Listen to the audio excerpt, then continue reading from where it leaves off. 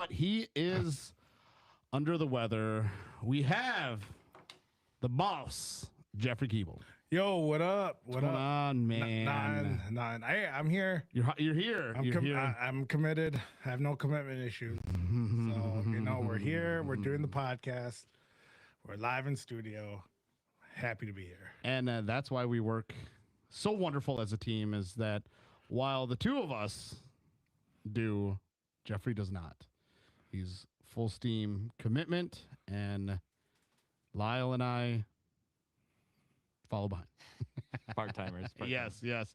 And also joining us in studio for the first time this season, not first time this year, but definitely first time in quote-unquote season 6, we've got the number 2 Pro Lite driver, the man to beat, Connor Barry. What's up, guys? What's going on, Yo, brother? what up?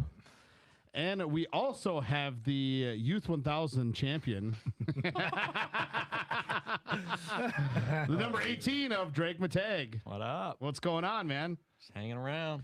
Boys, what in the world are you doing in Wisconsin right now? Because y'all from California, and it is May. It is not even summertime, and we've got a couple California boys just chilling in Wisconsin right now. What is the deal? I don't know. It is not chill though. This is half the temperature here than it is in California right now. It is not cool. Washing panels, washing everything. It's brutal. Yeah. It's super cold out, right, guys? Yeah, like, So like cold. 50, Okay, here we go. 51, It's 52 cold. degrees up, freaking cold out, right? Yeah. Thank you. See? Brutal. See?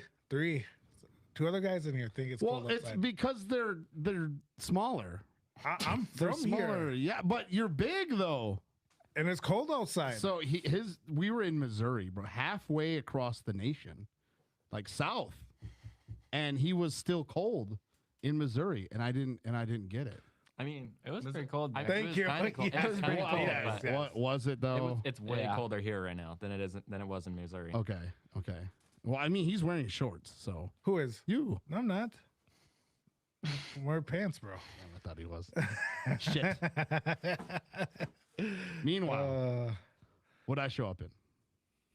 Shorts, Slides. shorts, and slides. Yeah.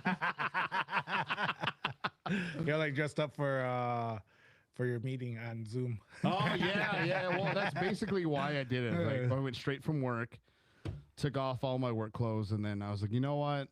I'm gonna go comfortable. I'm gonna go sweatshirt, shorts, and slides. Like I ain't even tired of tying my shoes. I mean, I don't know. One day you guys might experience this, but when us big guys have to tie our shoes, it's a task at this It's a point. task for this guy to get his shoes Dude, on right now. I mean, we got to hold our breath, bro.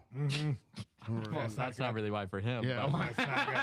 It's not good. So, Mr. Barry, speaking of being able to tie your shoes, man, how do you exist? I guess that's kind of the first question I want to ask. Then is right with what's going on. Like, what kind of footwear do you got? Do you just got slides? You got slip-ons? You got slippers?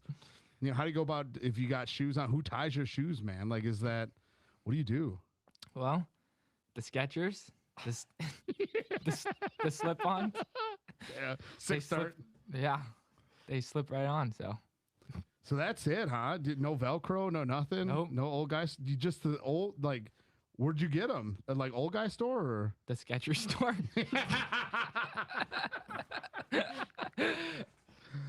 So just the one pair? Okay, here's the real question. Once this is done, do you think you're gonna continue on with the Skechers trend of just the slip-ons, or are you gonna Yep. go back? Yep. Really? So you're adopting that old man life already?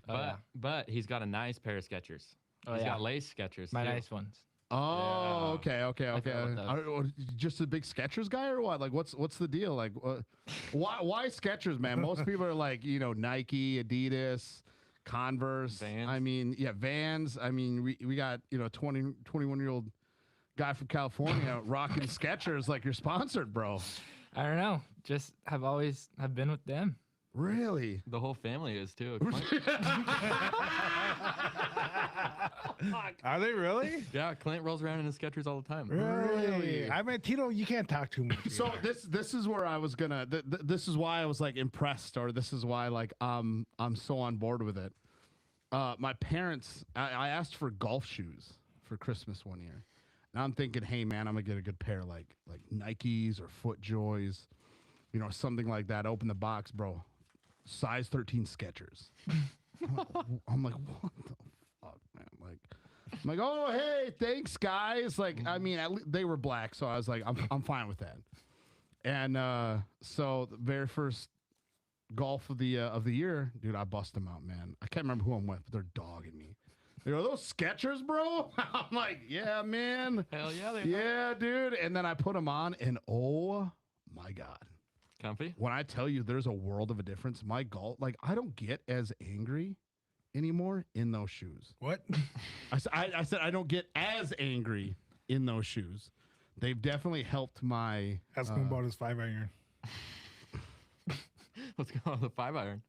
So she's, there's two of her now. The only thing that he's breaking. Yeah. Only thing that he's folding in half. Bro, it was a bad day. Jeffrey. Only thing. No, just kidding. Man, it was a long day. Actually, no, it wasn't even long. What hole was it? 3, 4? 4. And 3? dude, 4? Dude, Holy smokes. I tomahawked this thing into the ground, into the fairway, and when I picked it up, it was just in half. And I'm like, all right, that's cool. So I was gonna throw it away, but then I was like, I can't leave it out here. And then I didn't even know, but you can you can reshaft it. So I've kept it, and I just haven't reshafted it in like 2 years. But back to the Skechers thing, not as angry though. I mean, if that would have happened to me. Is it like moved to like hole 6 now, or is it like? Well, yeah, for sure. Like that, yeah, right. That happened. That happened hole 4. I mean, that would happen hole 2. I mean, I probably been more than the 5-iron. You know what I mean? I had it where in high school somebody talked during my backswing during a tee shot, and I turned it and I fucking flipped my driver at him. And both of them kind of tilted their heads like this, and it helicoptered right in between their heads. And yeah, so Damn. he's dead now, but it happened. It happened. So you shut your Skechers mouth. really saving you out there. Dude, Skechers are a lifesaver. I mean, I don't know about you, Mr. Barry, but so that's a good question. Then maybe you got to ask your parents where this whole Skechers thing come from. You know what I mean? We got to get to the nitty gritty of it. Why this? I mean, right? I get it. They're comfortable, but why the Skechers, man? Like, is it just who started? Who started it? My mom, for sure. Your mom started back problems, or just like, hey, you know what? I'm out here. These Skechers look sweet. Were they like cheaper in price? Like, I need to know what the Skechers are. Mine was by accident. Mine was like my parents just being like, "Oh, hey, I'm gonna do something nice for you," and I can't not. And then now I'm in. Yeah. Now I'm in. Anytime if I get a new pair of golf shoes, it's Skechers. It's gonna be Skechers. Really? You're still gonna go back to them? Fuck yeah, dude! Like I said, man, the anger has quelled, man. You know, some people want to see the Hulk, but Just on clouds. yeah, dude. When I'm out there, I want to be Bruce Banner. You know what I mean? So, if you could, Connor, would you drive in Skechers? No, Really? Why not? Tell me why. they're too big. They're too big and bulky, or what? Yeah, What size you were? 12, 11, 11. What about you? 11. I'm using his driving shoes. So I mean, you guys are pretty close and similar in size. I mean, how much of a difference is there, I guess, in size in you guys? Are you guys like same? Like what are you guys? XLs, larges? I'm an XL. Okay. A large. Yeah, okay, Drake. I am. An XL. I'm too long. Oh, you're too long. Yeah. Oh, Okay. okay. All Okay. right. You're not wide. Yeah. You're long. Yeah. Yeah. Okay. Yeah, See, I don't have that. Same. Yeah. Dude, it's been pants and shorts. Hard thing to find for me. I got to use shoe length. How or tall are shoe- you? 6'2". Okay, I was gonna say you're probably, I think, just over me, because Doug's about what? That as well, 6 feet, A little bit 6'2", taller, yeah, probably. 6'1", yeah. Connor, what about you? You're what, 5'10"? 5'10". Yeah. Okay. Damn. Okay. So fucking good at that. You read the crutches, didn't you? No. Why? Did they say They're 5'10"? set on 5'10". Oh. Can you imagine if I was like a weird savant like that? God, that'd be fucking creepy, dude. Yeah. Ezra asks, Drake, what does Connor's helmet smell like? Good question. Honestly, I wish. What does his legal helmet smell like? Oh, don't have one of those. The illegal helmet. Honestly, it's not that bad. There's not much hair up there, so I mean. Oh, come on now. No, dude, the family buzz. Him and Clint both. Just buzz it all off. That's what I'm gonna have to do. So there's no smell in there. I mean, it's not bad. No, not bad at all. Plumley Racing or Motorsports says XL in the youth section though. No. No. So, And then who else? Someone said give Connor. Oh, Zach Drafkin says Connor's a big Sketcher kind of guy now. I'm telling you, dude, I'm telling you right now. Let's do something for Skechers. All right. Let's do dude, we got to do something for Skechers then. You know what I mean? I'll bring my golf shoes. We'll make something of it, man. Telling you Think right about now. it, dude. You can get Skechers on the door. And that's what I'm saying, bro. And then I get 10%. Life. I get 10% for fielding the agency of it. I had somebody text me, "Stop lurking little boys onto your show, sick fuck." What do you mean they're of age? Yeah. Thank you. Actually, Thank you guys are probably the youngest. Are they the youngest? Michael Funk was 17 last year. Okay. Well, and then we've had Ben Heiting. Oh, When yeah, he was 16. We've had Owen. Who else have we had? That's Yeah, see, so that it's were not too bad. Not too we bad. had another young guy too. At PRI, I feel like we had another young guy, and actually we should just get into it. We ask, at least I do. I ask every young guy this question: what is your Snapchat score? 500. Yeah, Shut the fuck no, up. 500,000. no. It's Yeah. 500,000. Yeah. What about you? Luke says 390. 390? Nah. When did you guys join? How do you guys know this right off the top I of your know, dome? dude. I gotta check. 492. 492. When did you join? You gotta scroll. 2019. 2019. Okay. See, that's pretty normal. I got 462, and I joined 2013. Wow. How old are we in 2013? 6. Wow. Wow. Yeah. Jesus. What about you, Connor? What? When did you join? 2013. Why do you remember this? Is this bullshit, or are you just I just know. pulling this? I just know. Teal, you should know. Huh? How his brain I works. know. I know. It's just it still surprises me. I don't know. You surprise me. I forget. Well, No. Well, so you guys got regular school. Oh, Riker Remington. Riker. Because Riker had what? He had 2 million, and he was on his second. Yeah, it was like 2.2 million And and he was on his second account from like second, 2024 yeah, or something account, like yeah. that. holy smokes. So I mean, dude, like I said, I feel like I snap a lot, and to only be at Well, 462. See, the thing is, you send them out, but you don't get as much back. Damn. Fuck, dude. Damn. Fuck. All right. So hey, man, this has been the Info Show. Well, thank you guys for coming on. I'm gonna go find the nearest bridge, and on my way there, I'm gonna get right with God. Is that true? And no, it's not that true? I have more received in. Wow. Fuck you. Let's see. I know there's a way. Damn, I'm gonna spend the whole time now trying to fucking justify myself. Wow. Good one, Drake. That was a good one. Yeah. 193 sent, 253 received. So, Fair enough. bitch, 14,000 stories.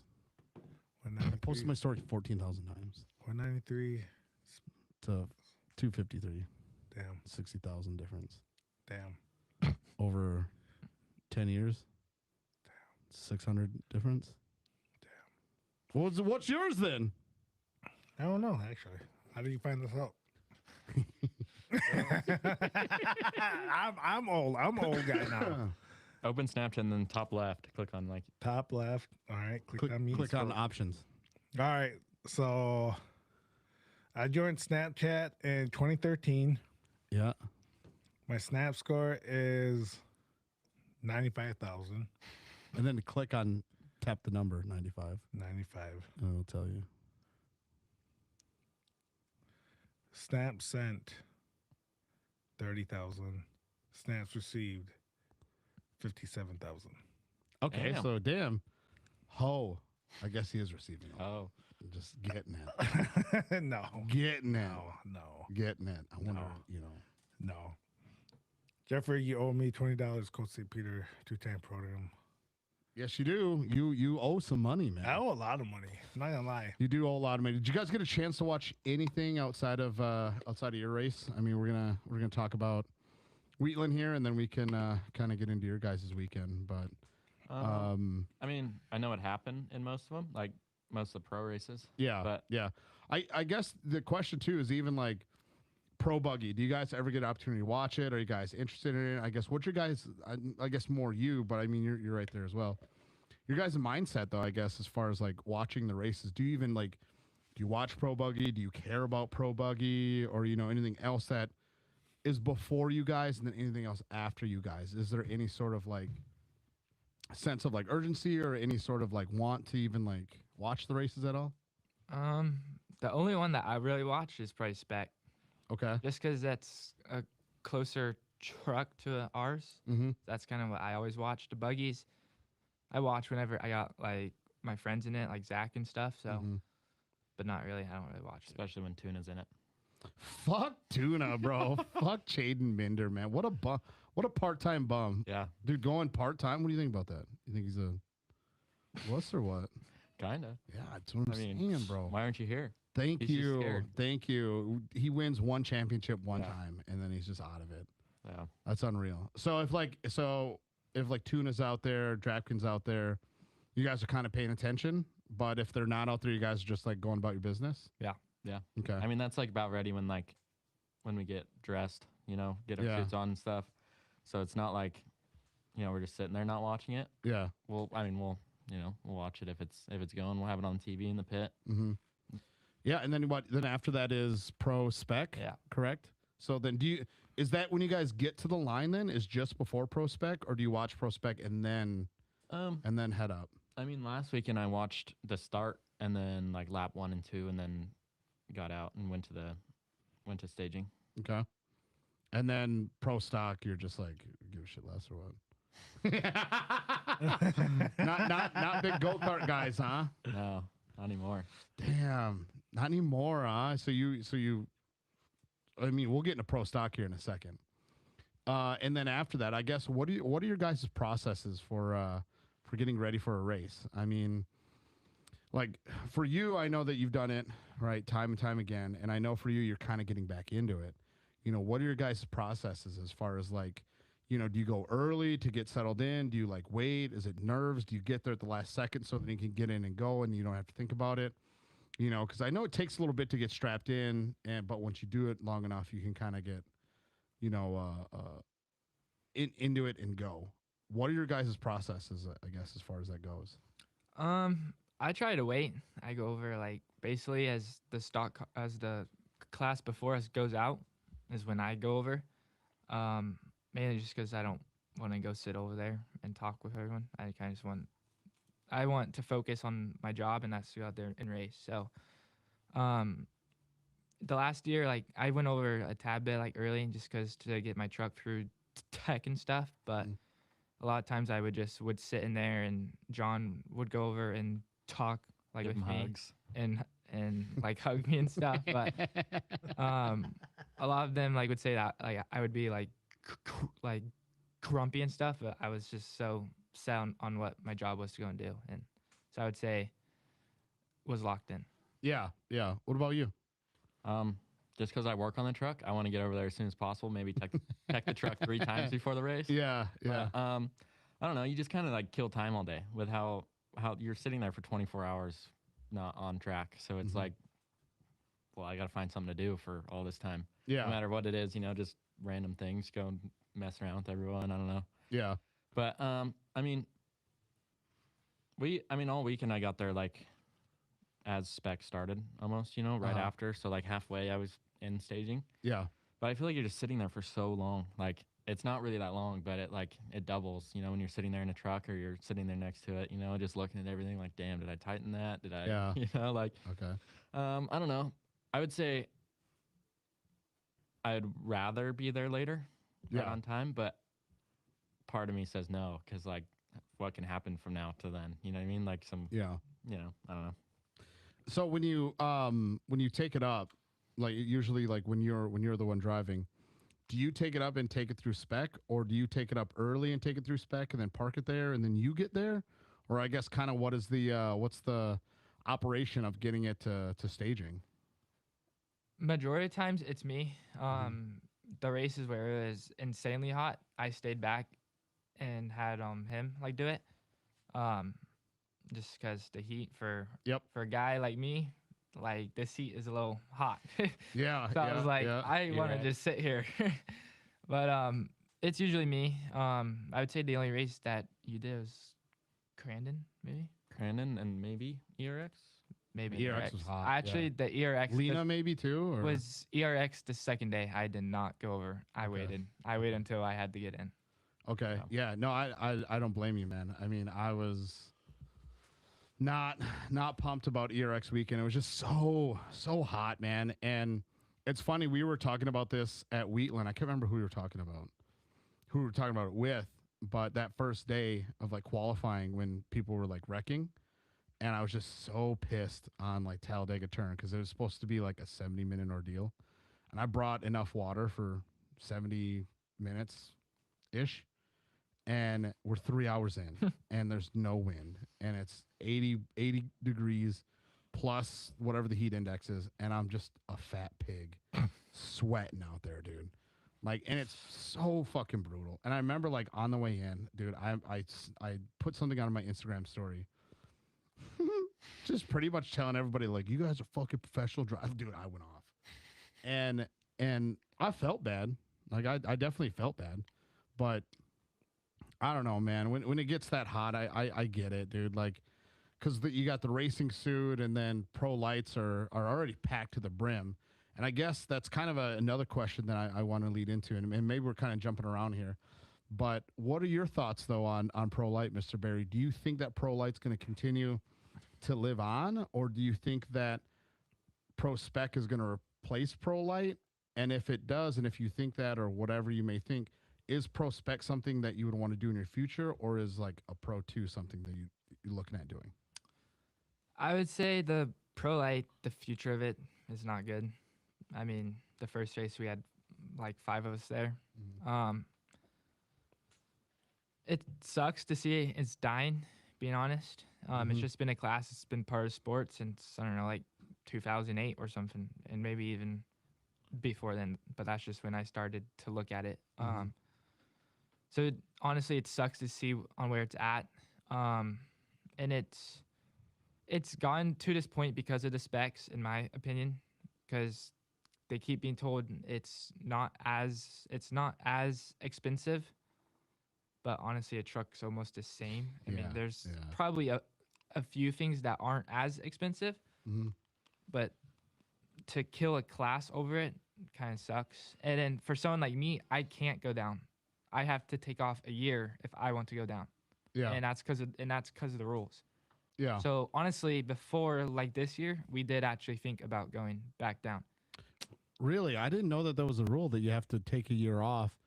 And Pro Spec is considered going down? I don't know if it's a year. I just know I couldn't switch before Really? this year. I looked at the rules and it said no. And I was like, oh, well, I guess I'm staying. I didn't know there. that. I didn't Which know seems that. crazy to me because it's considered a pro class. So and that's what I thought too, is like I would put Pro Spec and Pro Lite on the same plane. Spectrum of things. Yeah, where it's just like Pro Spec, Pro Lite. but you know what I mean? Like I could understand like Pro 2 down to Pro Lite. Like I could understand that. Like, hey man, like you probably want to take a year off just as far as like that goes, because that's such a jump. But for Pro Spec and Pro Lite, I don't know. Man. And again, right, it's just my opinion, right? Hands up. But I would I don't know, man. I wonder why that is. I don't know, man. Plumley says it's because it's an entry level like pro class.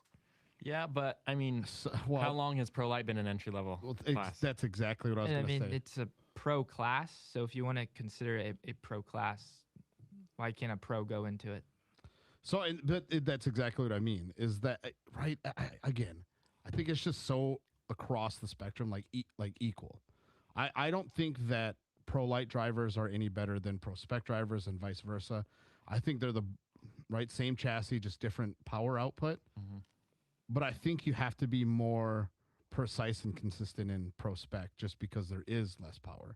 I don't think you have an advantage by being in Pro Lite and then going to Pro Spec. I would just like it for the sake of, first of all, truck count and also talent going back and forth. I mean, because I think Pro Spec is already the most entertaining class. I think it's going to end up being the most entertaining class third year in a row. And then you add like Connor Barry into a Pro Spec. I mean, that's just another, again, right? Now we're starting to think of like, you know, your fantasy booking stuff, right? Like Connor Barry versus Wyatt Miller. You know what I mean? Or Connor Barry jumping in and going against VDE, or, you know, you getting flipped off by Nick Visser. I don't know. You know what I mean? Who knows?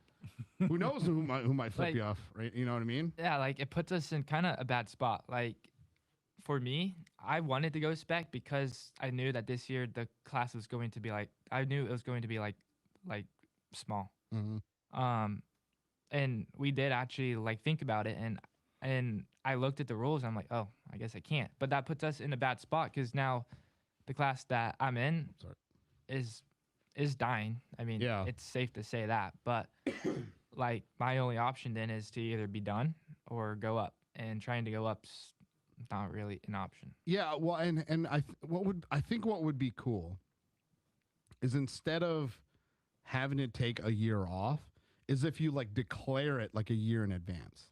You know what I mean? Like if like at the start of this year, you're like, hey man, like I would like to switch to Pro Spec instead of taking a year off, because it's like now you're trying to tell someone like, hey, like we don't want you here. We don't want you doing what you love to do. I wonder why, or I wonder if that is a viable solution of being like, hey man, I'm declaring a year ahead that I would like to go back down, or I would like to go to Pro Spec based on XYZ. And I think that that's completely acceptable. But I mean, again, right? Like something that we've learned time and time again is that, right? Rules are rules, no matter how fucking stupid they are. Is that oh, like here's the rule. It's like for me, I'm like, well, give me a good explanation why, other than because I said so. Because we've had that where like you basically get told like you're a child, or like it's your father, like, oh well, why can't I do this? Well, because I said so. Like, well, that's a shitty explanation. You're doing it because you're inconvenienced by it about it. And I don't know, man. I think it's interesting. I think it's something that should be brought up in the off season. I think it's something that should be discussed, is that potential of switching Pro Lite to Pro Spec and vice versa. So, well, because I mean, all these people with Pro Lites, what are you going to do with them? Just let them sit? See, exactly, right? Like all these people, I mean, they all want to race. Obviously, we're all here. But Yeah. what are you supposed to do with your truck? Like you can't sell it. You can't sell a Pro Lite. Yeah. So you either have to make it a Pro Spec on your own and then sell it, or make it a Pro Spec and then keep it for a year, or pay someone to, you know, turn it into a Pro Spec so you can sell it, or whatever it might be. You know, like all these trucks, there's so many Pro Lites out there that aren't getting used because either, you know, they're from the West Coast and they don't want to come all the way out here. Yeah. You know, there's what are you supposed to do with your truck then? Like for Connor to sell a Pro Lite, if he wanted to go up or build a Pro Spec, it's just not going to happen. Yeah. What would it take to turn a Pro Lite, let's say Sunday after Glen Helen, Monday after Glen Helen? How long would it be possible for you to turn that Pro Lite into a Pro Spec by next May? And how long would it take, do you think, like reasonably, to get like all the parts in and everything else you need to do to convert it to a Pro Spec? Like how long? So we're talking at this point, very start of October until the very start of May. So that's what, November, December, January, February, March, April. I mean, almost 7 months. But I mean, it's doable because I mean the trucks are basically the same. It's basically the engine, the trans. I mean, that's really it. That's basically it. So Yeah, so basically, the only thing that's stopping us is really the rules. Being honest. oh, okay. So all you would have to do is just swap out a motor and trans, and I think there's like a few more things, but that's yeah, I about mean, it. but for the big majority of it, it can happen overnight if need be. Yeah. if you really need to. I think if you had everything ready, you could do it in a couple weeks. Really? I mean, it wouldn't be too hard. Yeah. But that's, I mean, you have to have everything first for that. But I think you could have it done pretty quick, like 2 months if you didn't have anything ordered, 3 months. Yeah. I mean, I think that's something that should be brought up or a topic to discussed. You know what I mean? What? As far as like going from pro light to pro spec. Yeah, I think. Or I guess like what is your opinion on it, Jeff? Do you think that waiting a year is the right way about it, or do you think that was just kind of put in place as far as like we'll handle it later kind of deal, or like I guess what's your opinion on that? I don't know. I think it's again, my opinion is Hands that up. is I think Pro Lite and Pro Spec are very similar. And Yeah. and for me, Pro Lite is such a awesome class. It is. I Like agree. I hate to say it because obviously all of us are in agreement as far as like it's a dying class, right? Yeah. And you never want to say that, but with the rise of Pro Spec and the cost of it, keeping that rule is dumb because like Connor Barry, let's just say that there's only 2 drivers in the class. Yeah. And if you had all the parts within reach, if you will, you guys have 3 weeks to turn it into a Pro Spec, before Anigo. Worst case scenario. But the rules hinder that from him doing that. And in a scenario like that, because it almost happened. I mean, at the end of Pro Lite, what was there? 4 trucks out of 5. Yeah. So it's Well, and that's 4 that survived. You Yeah. know what I mean? I mean, right? Joey had an issue with. after Drake was messing with everyone. Yeah. After you booted him off the course. Yeah. And So he had to spend all that energy to get back on, and then Yeah. his motor got hot. But, yeah. No, I think it's one of those too where like, isn't payout contingent on how many are in the class? Yeah, so So- you guys are getting dog shit. Yeah. for So payout so then. it's like you're so you guys are losing incredible amounts of money because you have to stay in the class. So now you're handcuffed by it, and then like you said, it's like, okay, so what do I do? Do I just not race anymore? And it's like, well, what kind of bullshit is that? You know what I mean? I don't know if this has even ever really had like a legs for a conversation Yeah, because we I don't haven't know. really had like this is the first time we're talking about it. So, yeah, I don't know, man. I mean, I think that's a discussion to have or to bring up. You know what I mean? Of being like, hey, listen, like, do I really have to wait a year? Can I declare like next year I want to do this? Like, how can we get me out there in a pro spec next year? Because, right, you're stuck in this position. yeah, you either try and figure it out, try and see if you can race the next year, or I mean, you quit. You quit for a year, or whatever it might be, or for him, if Pro Lite goes away, say Pro Lite goes away at the end of this year, his options are turn it into Pro Spec and race if Champ allows it, if you figure that out, or you go spend a ton of money and probably not be able to sell your Pro Lite, go spend a ton of money and build a Pro 2 or whatever it might be. There's not like I don't know. It's weird. Yeah, I mean, I think too though. Like, let's say hypothetically, right? They put an end to Pro Lite at the end of the year. I think then it would just be like, hey guys, like we're going away with Pro Lite. It's going to be Pro Spec, and then I think then they would allow like that transition. But if it's still you want to go Pro Lite forward the next year, it's like, well, dude, like again, I really don't think it's like a step down. You know what I mean? I mean, for Christ's sakes, I mean, these Pro Spec drivers are talented individuals. You know what I mean? I don't think saying like, oh, it's a step down. I almost think saying that almost like diminishes like the Pro Spec. the Pro Spec drivers because they're very, very talented. You have to be extremely talented to have such matching power outputs to still make moves like that. Like it's not. Because were they still running similar times to you guys? They were actually like faster than us. Yeah. on So Sunday. again, like I said, it's Less something. power, less wheel spin. Yeah, but at the end of the day, they're running similar times, so Yeah. competition's there. They were a second and a half like faster. Holy shit! Wyatt's fastest lap compared to mine was a second and a half. Damn, you're slow as fuck. He's like, yeah. But Plumley asked, like, if you did happen to take a year off, how would that hurt your sponsorship? That's a good question. Would that hurt? Would that hurt anyone's sponsorship if you guys took a year off? I mean, putting a pause in your sponsorships doesn't help because they're gonna have to go search for a different guy. Yeah. And that's all it takes. Like, say you had a deal with the Maxis and you say that you're going to stop for a year. They're going to have to go search for a guy, which means that your budget that you had is going there. So when you come back, like, you might not get that back. There's not going to be like, unless you get a signed deal saying that you will, Mm-hmm. which I don't see why you would, because if you take off a year, I mean, like, who knows if you actually will return. Like, Mhm. honestly, if I was to stop for a year, doubt I return, being honest. I mean, I did stop for a year in 2024, but that's because we were going to build a truck, and I was supposed to do like some rounds, but truck just wasn't done in time, so Yeah. we decided to be smart about it and just wait. But since I planned to do rounds, my contracts with all of my sponsors were still there. Yeah. So, if I was to tell them, like, hey, like, we're going to pause for a year, I don't know if I would have those sponsors still. Yeah. Okay. See, well, I mean, a prime example right there. I mean, if they're like, yeah, hey, you want to race pro spec, you got to take off a year.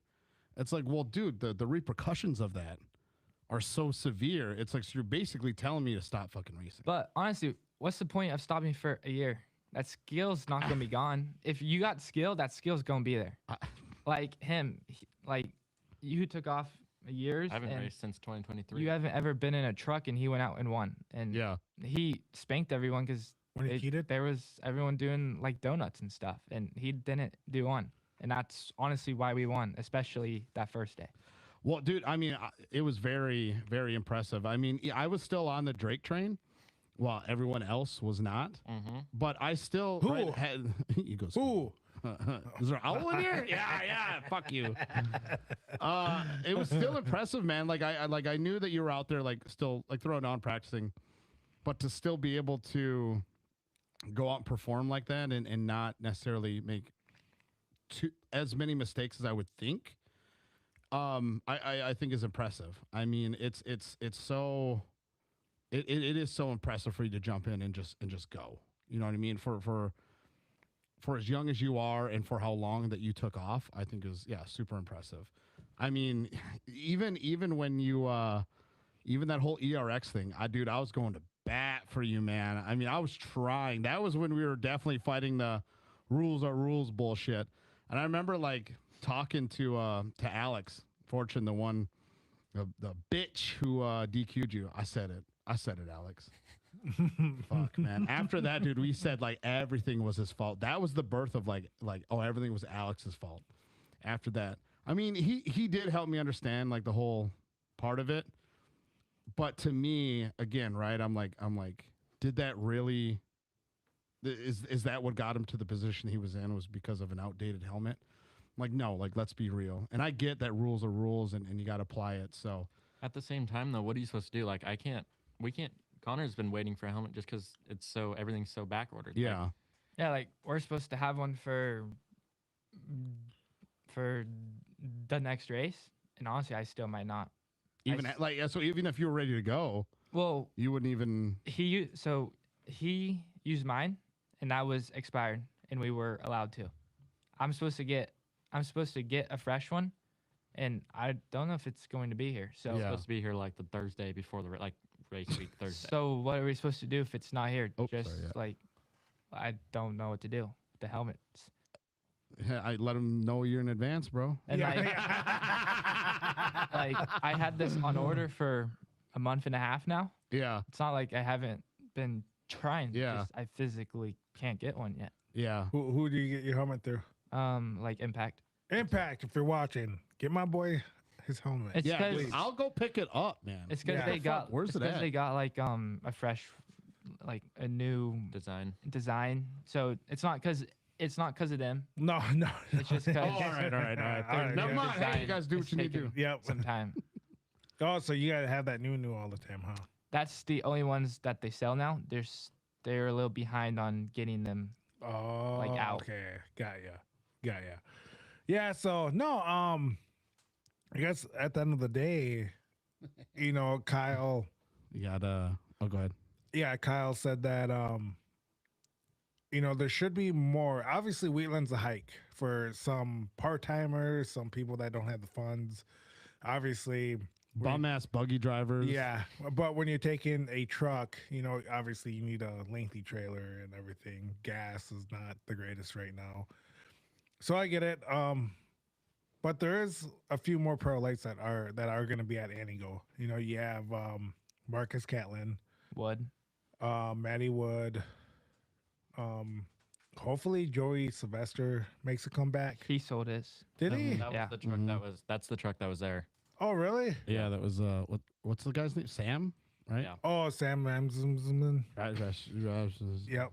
Hey, good for him. I'm proud of him. Yeah. Hey, man. You know what? Way to get out there. A fourth is a fourth. Yes. Yeah, no Third. matter what. Huh? Third on Sunday. Oh, yeah, that's right. Oh, yeah, that's right. That's Yeah, right. we get into that. Yeah, we will But, definitely get into that. Who else in Pro Lite? I mean, if bum ass Chaden Minder gets Trey's He's truck out so there, scared, bro. I You think know he what I mean? is. Listen, Right? I know I talk a lot of shit, but Chaden Minder, scared, bro.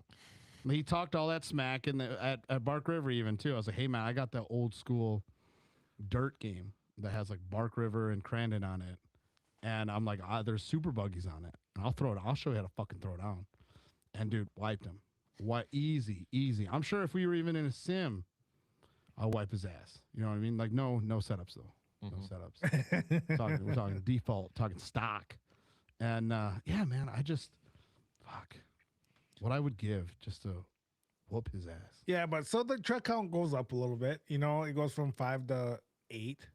But then that matches what, Pro 4 ish. Yeah. So ish. I mean, so Ish. it's getting up there. Who knows? Maybe a few more out of the woodwork. I mean, there's still Cray. There's Ford. There's a few more guys. Oh yeah, Ford. Bryce Ford. Oh yeah. Yep. Yeah, So so that'll be Fall Crandon. yeah, That fucker still has their GoPro, by the way. he does. Fuck. But- Unreal. Punk Yep. ass. Yeah. So no, I mean, overall, hopefully Pro Lite's not dead yet, or hopefully it still has a lot of life left in it. But Well, and to be honest, man, like I love Pro Lite. Like I've watched it my entire life. It's had some of the best crashes I've ever seen in my life. You know what I mean? We're talking fight for life. You know what I mean? It's been there where you're like, hey, that guy, I might saw his last sunrise. You know what I mean? And I do. Some of us have been a part of it in the show. You know what I mean? You know what I'm saying? Yeah. Been a couple attempted out there. Yeah. Some But, of them may have been. Yeah. Been the cause. Yeah. Might have been the guy behind the gun. Yeah. I mean, but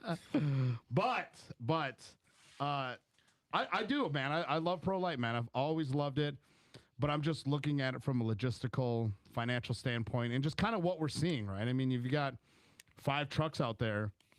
I mean, it was the same of when the first time they went back to Wheatland. I think they had like 5 Pro Lites, and that was just was that Gas? Who was it when they first went back to Wheatland? It was like KGB.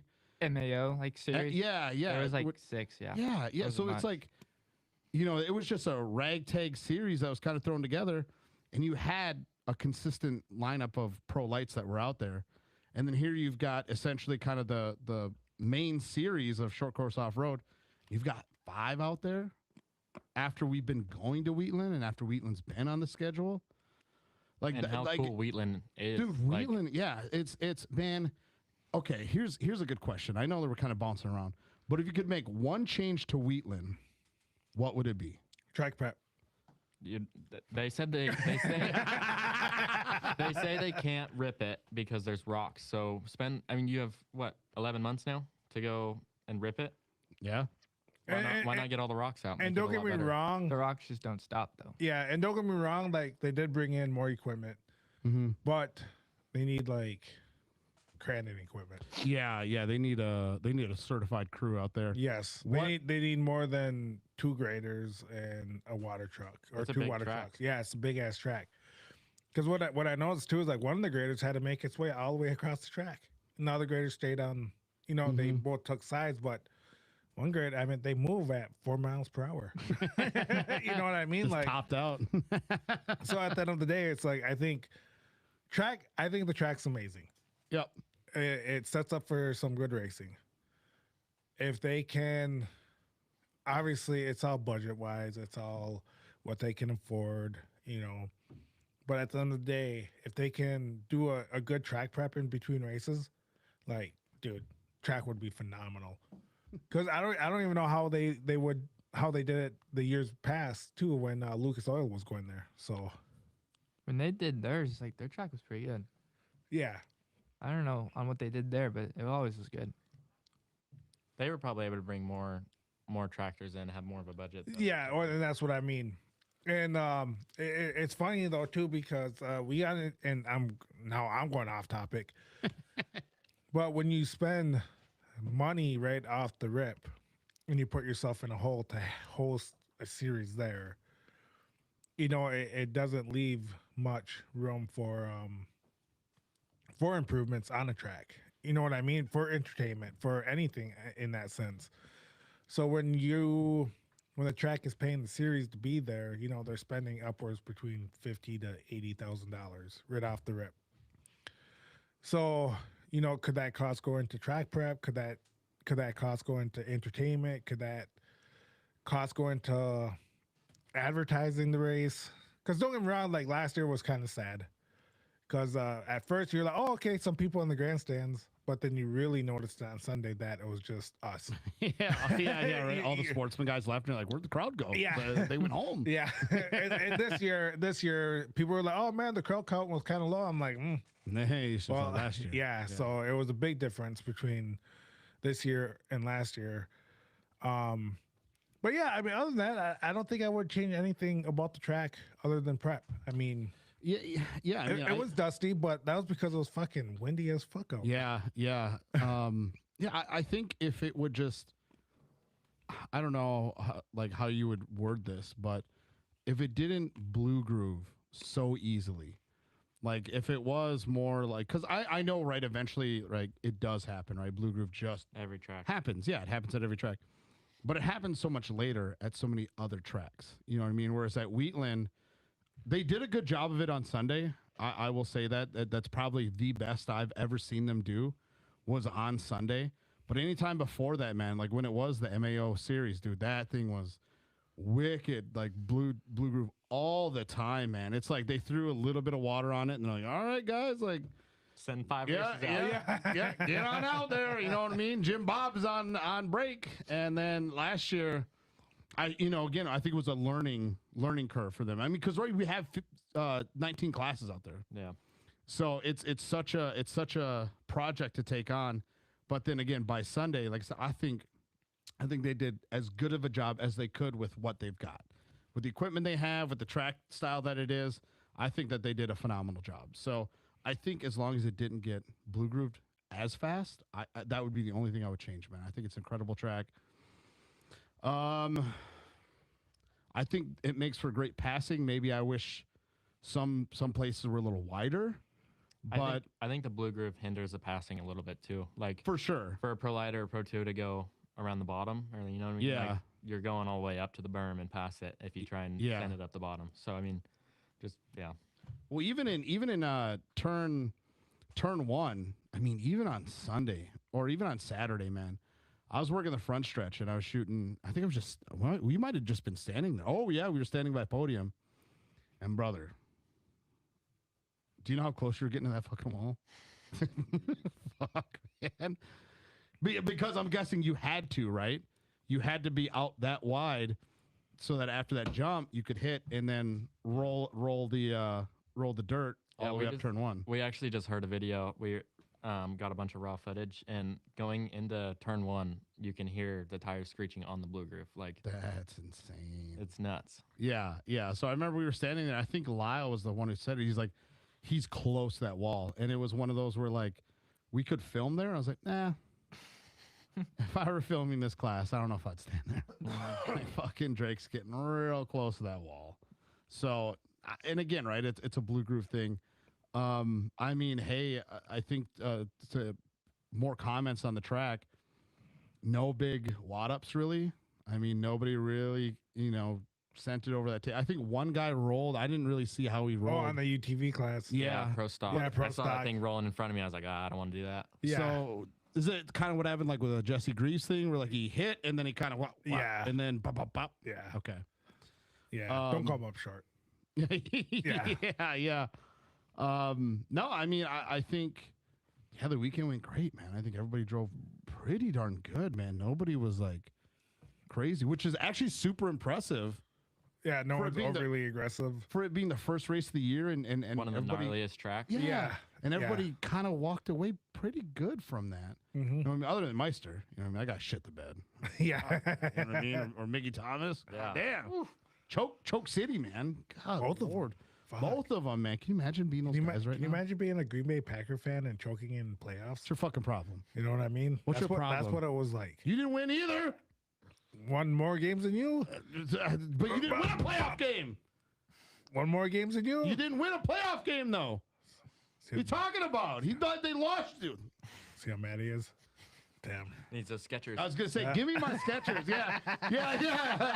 Are you angry? Yeah. Put on some Skechers instead Yeah. of Snickers. Think my fat ass would want Snickers, but I need them Skechers, bro. All right. I'm telling you. But can we get? I know again, like you said, we don't have these questions at all. We're just bouncing off the top of the dome and everything. But can we explain why Drake Mittag's on the Pro Lite? Yeah, so trying to put the bikes into the back of my truck, and What kind of bikes? a pit bike. Like 110s, 50s. Yep, a 110, and I fell off straight onto my knee. Then the bike came down and slammed it again, and I fractured my tibial spine. This happened like 2 weeks before the first race. No, like 3 weeks. And I think the worst part about it is I was home alone, and Oh no. and my phone was inside. I was outside on Not just home alone at his house in Havasu while his parents are in California. Shut so the about fuck up, dude. like 4 hours away. So those were the nearest people that you knew at that point, basically, were 4 hours. away.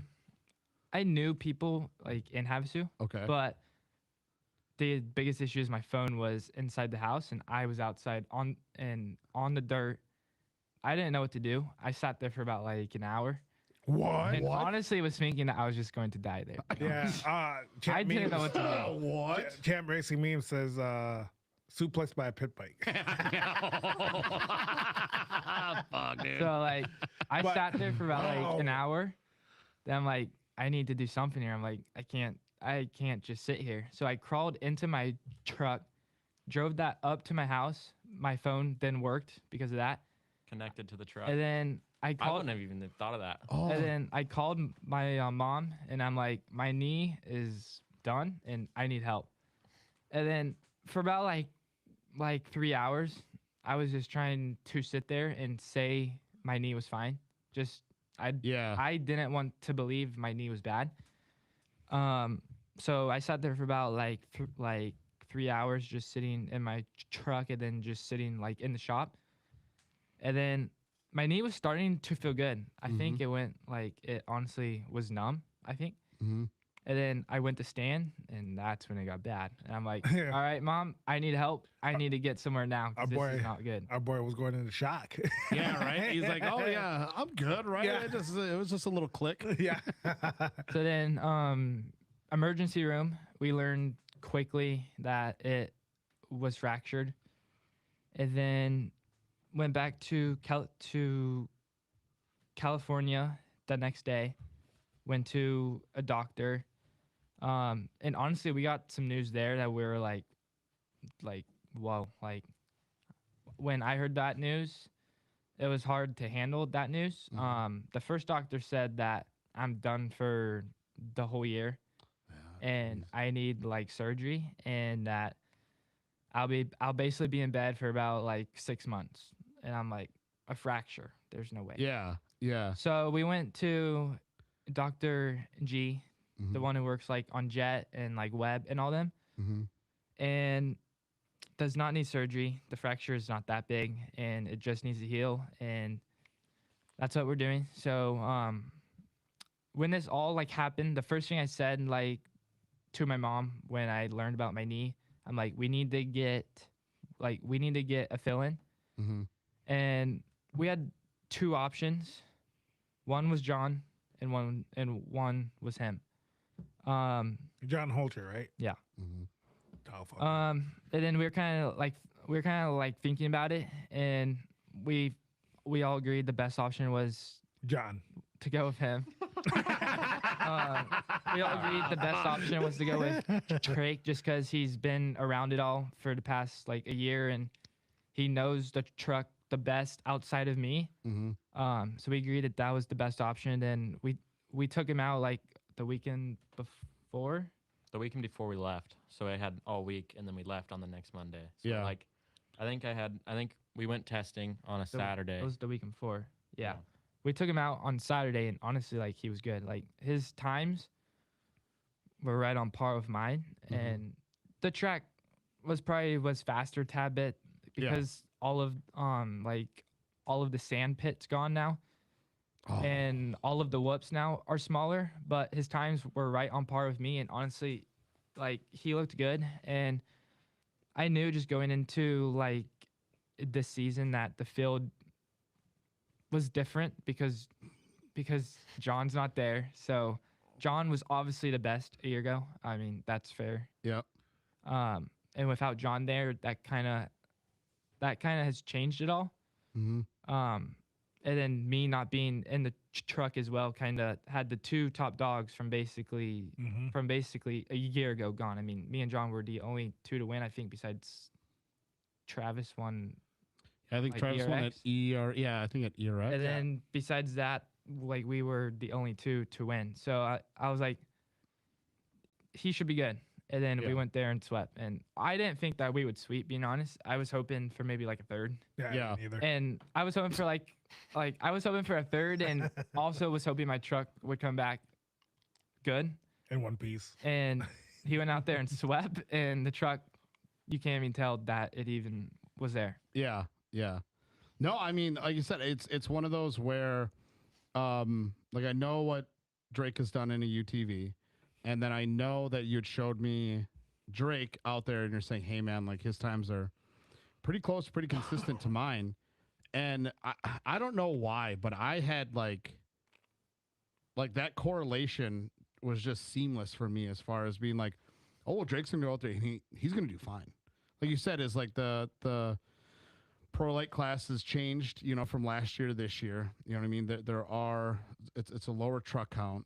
But like you said, you and John were gone, and it's I don't want to say a little bit more of like a fair field than at that point, because Drake, right, has been out for a while, and you've got these other individuals who have been out there and have seat time.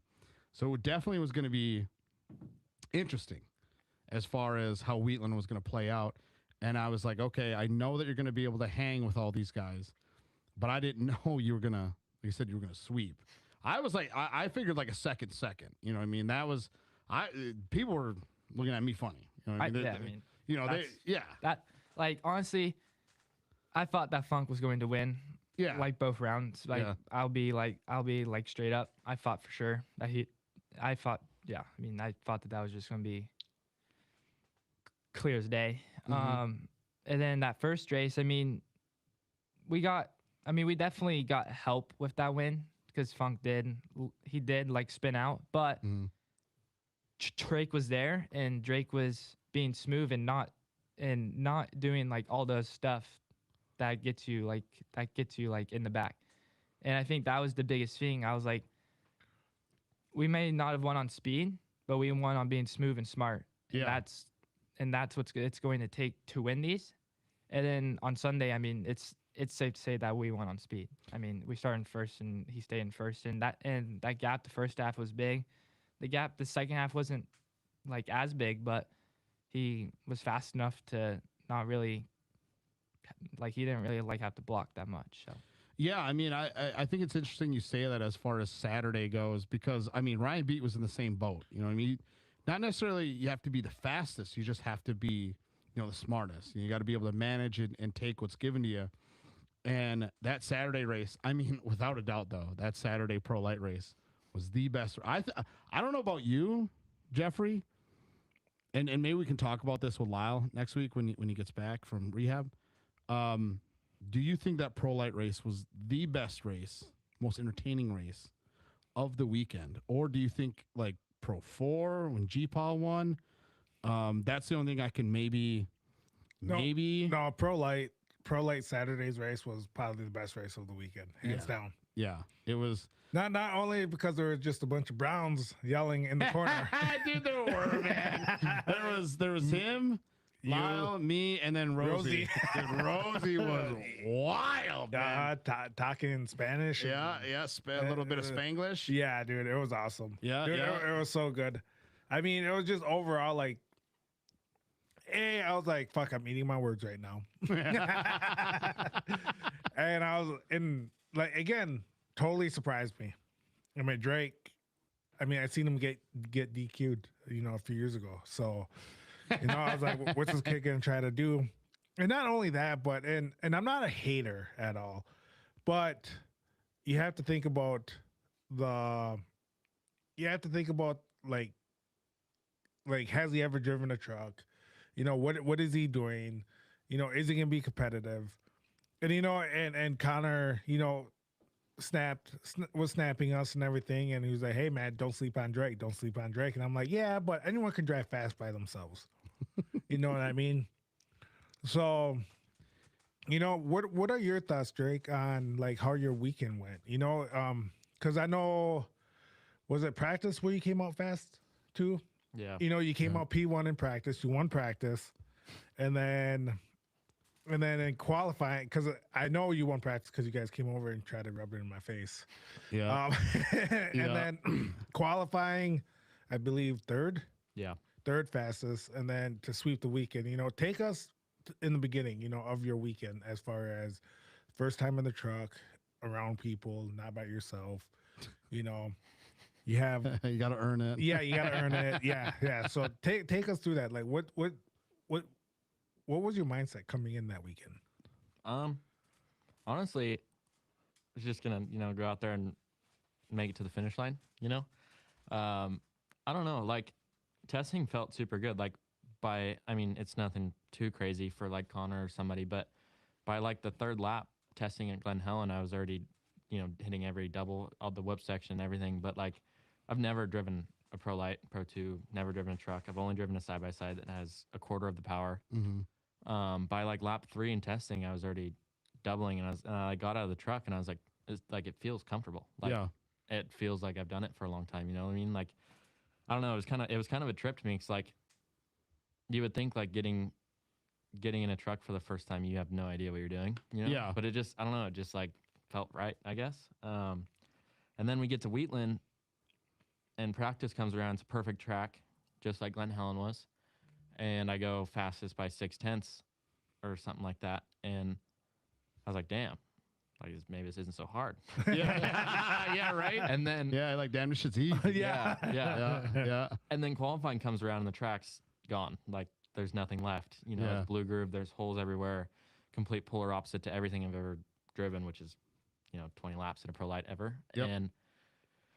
And it kind of threw me for a loop. I was like, this is really hard to drive. I got out and I was like, this feels like I just did triple the laps I've ever done in a Pro Lite. Like, I mean? Just like over driving it, like trying to go faster, but that's not what the track needed. Just like learning throughout the whole weekend was crazy because like almost every time we went on the track was so opposite. Like practice, perfect track, boom, drive as fast as you can, you'll be fast. But went out for qualifying and complete opposite. You had to slow way down on the entrances so you weren't going straight up to the wall. Like you just had to drive it a whole lot different, and I wasn't ready for that. Definitely a learning curve for qualifying. Ended up P3. I was only like a 10th off Millhausen still, which I was blown away. I was like, there's no way like I'm that close. Like that was terrible. Oh yeah. Because who was your spotter? My dad was. Connor was for practice and qualifying. Okay, what was Connor telling you during that practice qualifying exchange? Especially like I said, you're on cloud nine. You're like, damn, like I just TQ'd, practice, which is still a feat in itself, because first round asserting yourself as top dog already. Qualifying, you get beat by Melhausen and Funk, I'm assuming, and you're like, shit, like. And then, like you said, it felt like you're just fighting the truck the whole time. What was Connor saying to you? Like trying to calm you down, or was he hyping you back up, or what was going on? I'd say it was a little tough to hear. We had some radio issues. Connor didn't turn it all the way up. Okay. Some of it I could hear, and he's fucking yelling at you. Yeah. I mean, like both of us are kind of the same way. Like, it's kind of hard to drive with someone in your ear 24/7. You know, you just kind of got to let them figure it out. But when you really have something to say, then you say it. So like I could hear him a couple times. Like before the whoop section, I just needed to slow down. And I think he said it towards the end, but I mean, it didn't work. It didn't get into my head. Say at the end of practice, or no, at the like basically middle of qualifying. He like told me like probably slow down a little bit because every time I went through there, it just all went bad. Oh like, yeah, you know what I mean. So, oh yeah. So I mean, it didn't really work very well, obviously. But I don't know. You're just kind of. It's not so much like for him, especially. It's not so much. Calming me down or anything. It's more of like teaching me how to drive the truck. Yeah. You know what I mean? Because he's had years of it, and I've had 30 laps. Yeah. Yeah. Yeah. What was some advice that you were giving to him that you felt was like incredibly crucial? I mean, again, right? Like obviously Drake, right? Talented individual, can drive.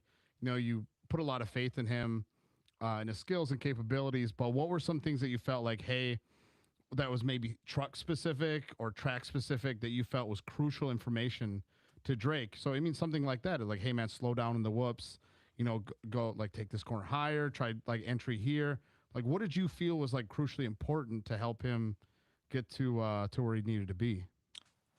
I mean, like honestly, we started the weekend off. I was like, we just need to focus on being like smooth, and you need to go out and figure out the track. I mean, the jump's big, the whoops are gonna be hard. And honestly, it's the biggest thing about these trucks is they're so fast and so small. They're very easy to flip.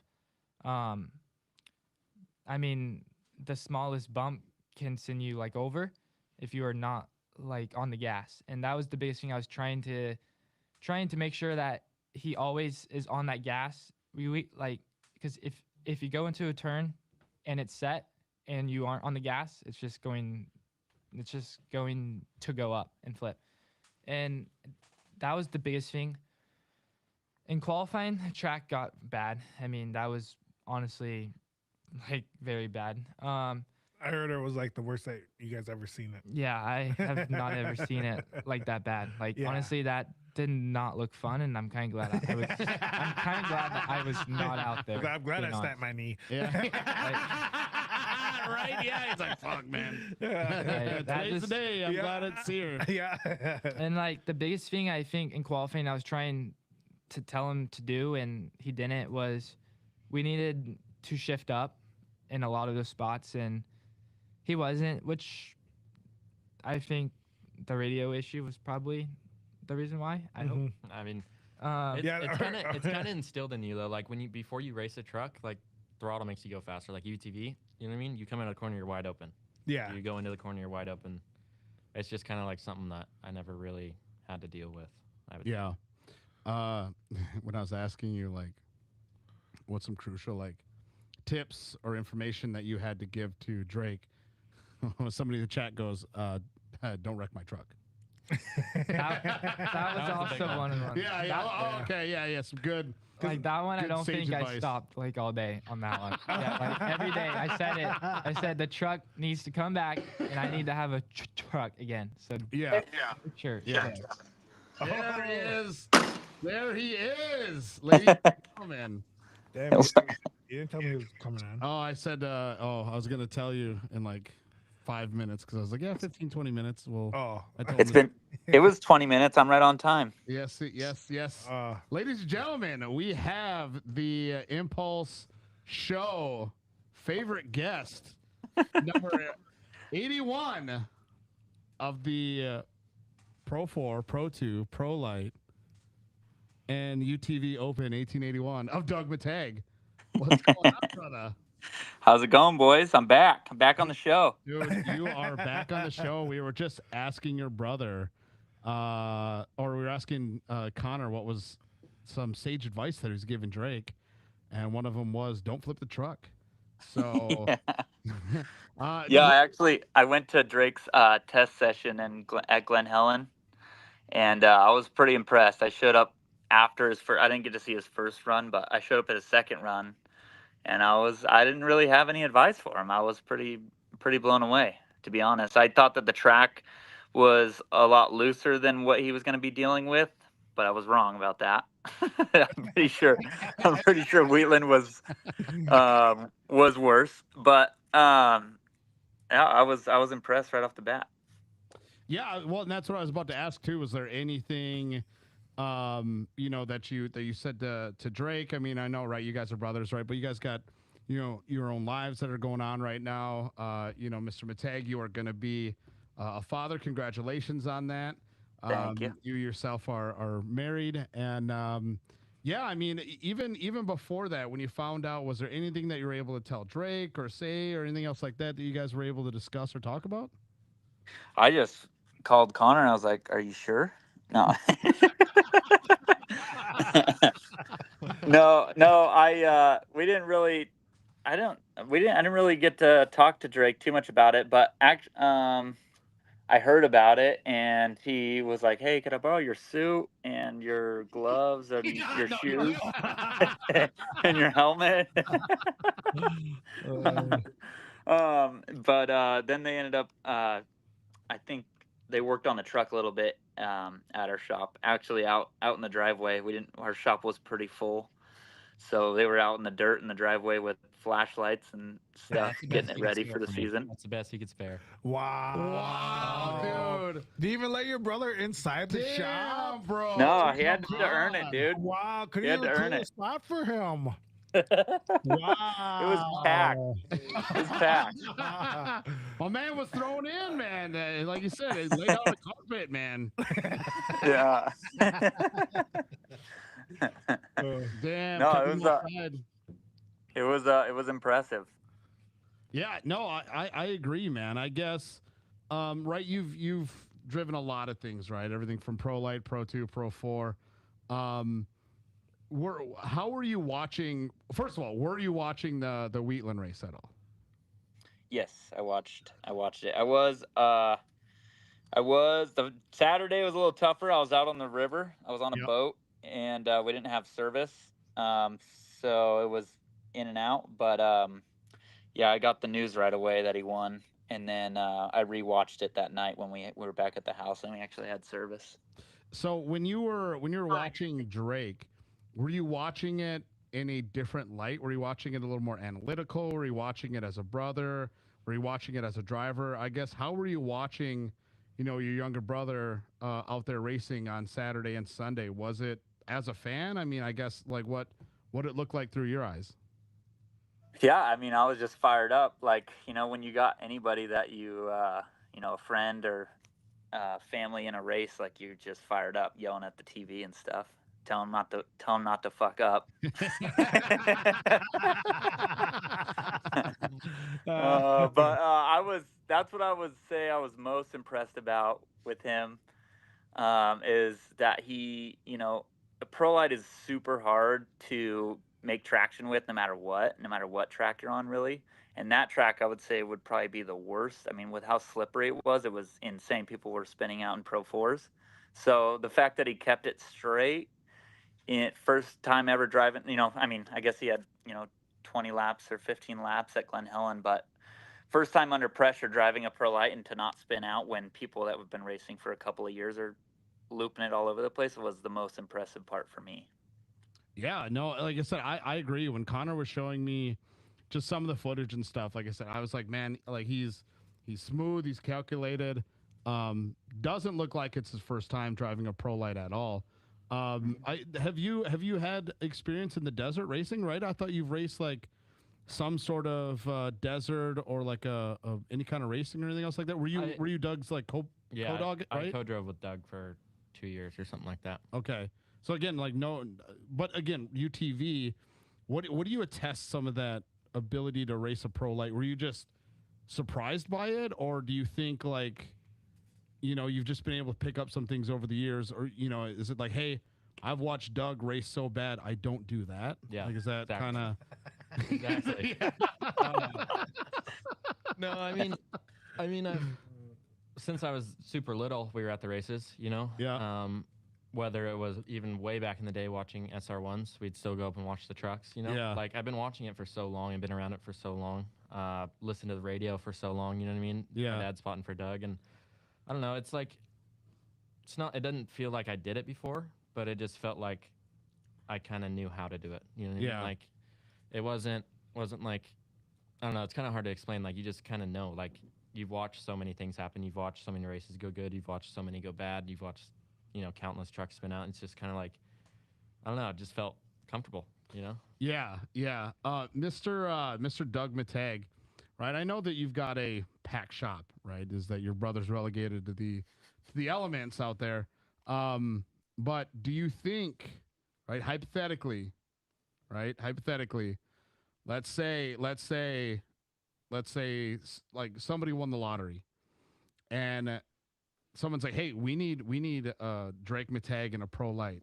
Is there then room in that shop to build Drake Mittag and Pro Lite? Yeah, for sure.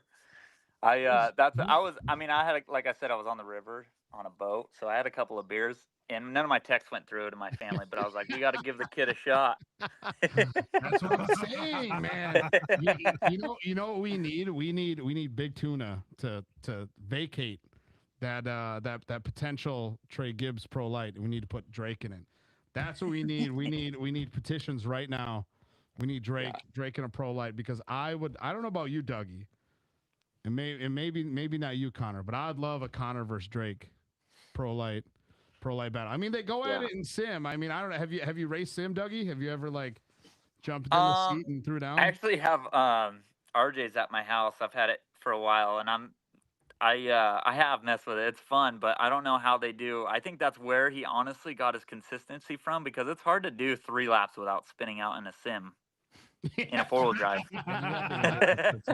Yeah. Oh man, yeah. That's all I've driven is a Pro 4 in the sim, and I mean, like, I took the Keegan Kincaid line at Bark River one time, and that was enough for me to not want to do it again. Yeah. And like, I screamed, and I'm not even in the fucking thing. I saw that video. hit the burp, saw Sky, and I let go of the wheel. I was like, ah, and I'm not even in this motherfucker, man. So yeah, no. Obviously, Mr. Drake has another 2 rounds to go at the world famous Indigo Roaring. No, it's not even the Lions no more. It's just the Indigo Speedway. What do you think, man? Are you going to be watching? I know, right? Obviously, like you said, is that you've got a lot going on in your life. What are you going to be watching then at the end of May? And what are some words that you're gonna give to your younger brother? Yeah, I mean, I wouldn't really tell him much. What he did last weekend was awesome. I don't think you could really improve much on that. Just, the more he drives it, the better he's going to get. And yeah, I mean, it's going to be probably similar track conditions. It's always really slippery at Anago, so all the same stuff that he dealt with at Wheatland, I would say, he's right there. Yeah, I agree. Is there anything else that you guys want for Mr. Doug before we let him go? Kick his ass out. Well, so are we gonna see you at any races? I didn't really plan on going to any, but I was all fired up and wanted to go to this last race, but we had prior plans, so I couldn't get away. But maybe Anago. I don't know. We'll see. Yeah. Dude, if you I'm gonna be so pissed off if I see Doug Mittag at Andigo. Like, fuck you. I know. Well, Andigo? I know that. I know. That's. I wish he was racing a different racetrack that was a little bit more, Yeah, a little more yeah, exciting. But yeah. but no, I don't know. We'll see. I am really busy, and literally, it's just me right now working. So I'm doing Okay. 14-hour days for the most part, and Proud of you. yeah, yeah. Thanks. So yeah, like I said, just before we let you go, I just wanted to read some things off chat. Wow, he looks like a dad. Is one.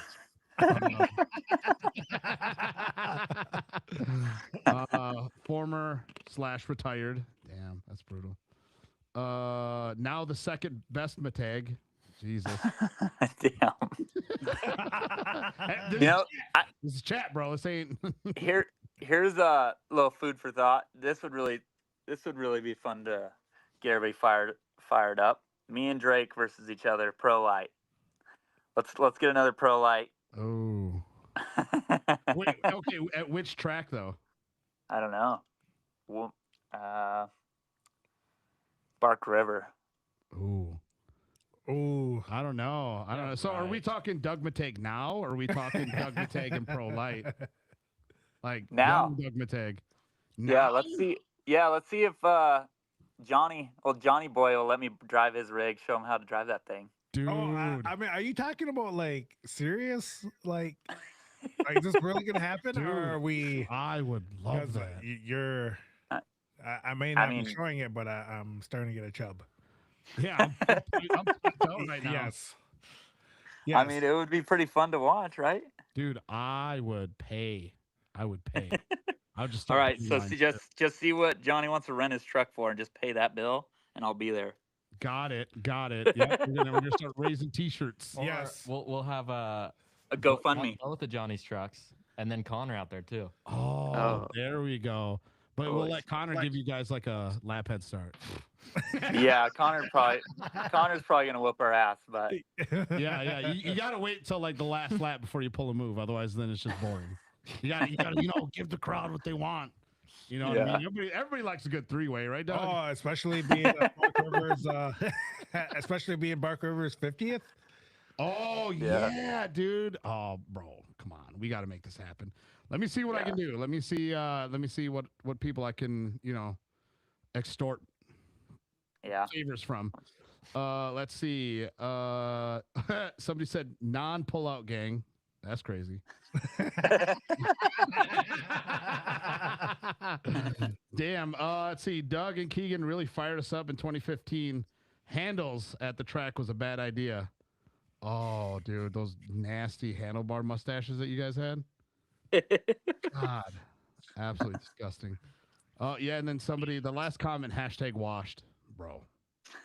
damn. They're not. Damn, bro. We got desert fans out there too, huh? Hey. Yeah, probably. No. Anything else? Drake had a question for you about Charlotte. Oh yeah. Oh, what happened to Charlotte?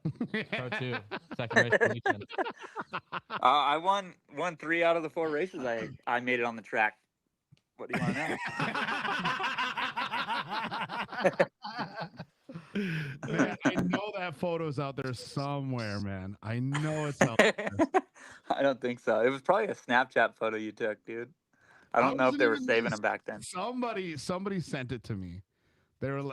I think all it said was Doug didn't make it out, and it was just the biggest smear on the fucking wall. And I was like, what do you mean? And then they told me, I'm like, bro. I'm like, come on. Like, there's no way. It sucks so bad. The highest of highs to the lowest of lows. Bro's a grown man and he hits the wall. Just trying to make it out on the track. Yeah, right. Yeah. You are in first gear.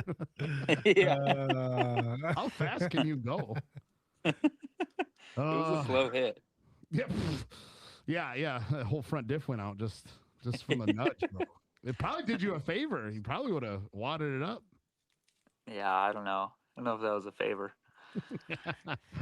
All right, Dougie. Yeah, no, thank you for taking time out of your day, man, and having a little chat with your brother. I mean, it's always great to have you.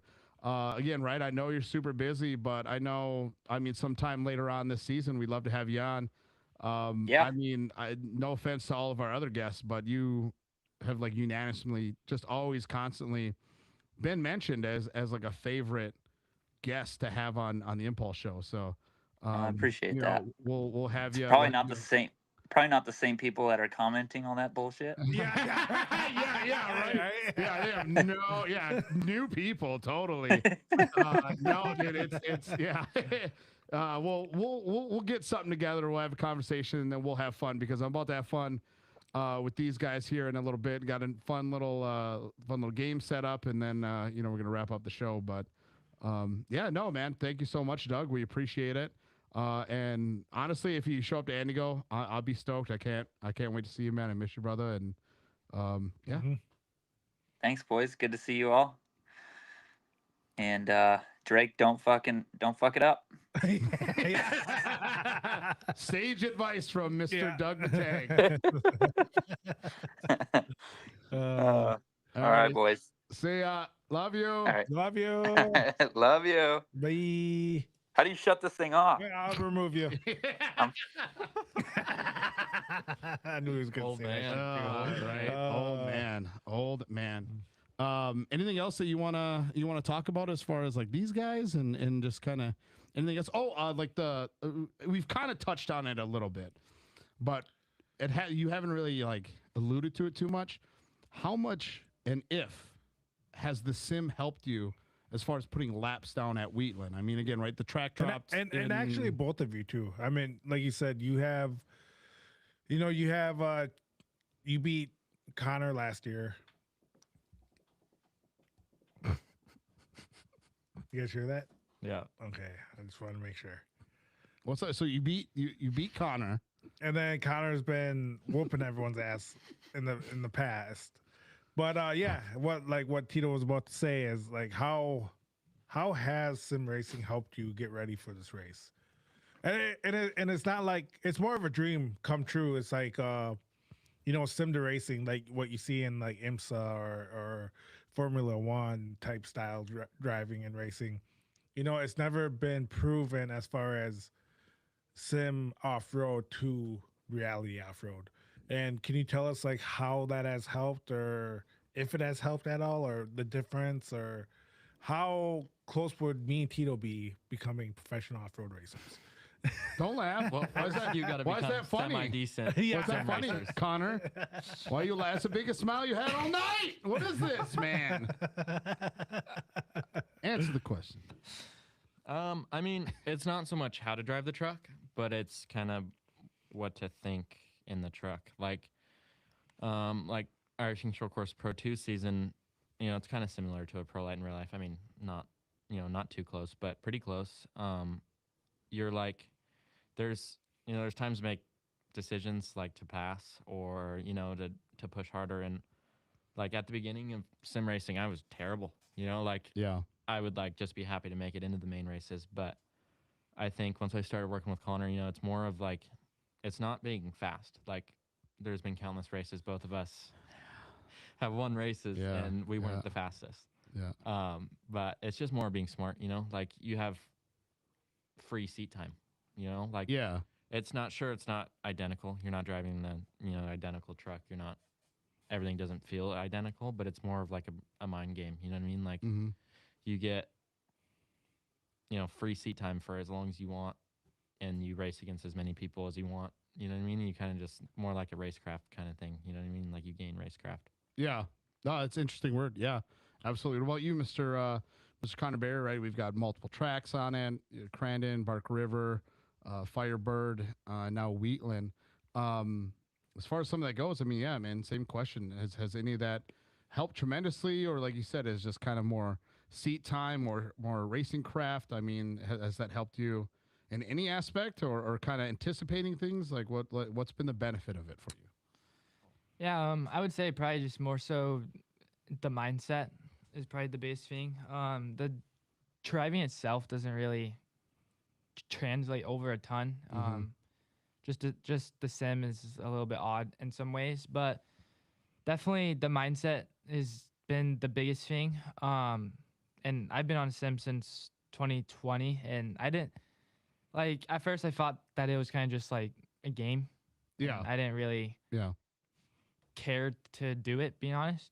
And in 2021 is when I actually like I started to care about it, and honestly, I feel like that's when my results and probably like across across the whole board just started to get better. I just think for sure the sim just helps with definitely the mindset and trying to learn on when to make the moves, on when to be smart, and it also helps on being consistent.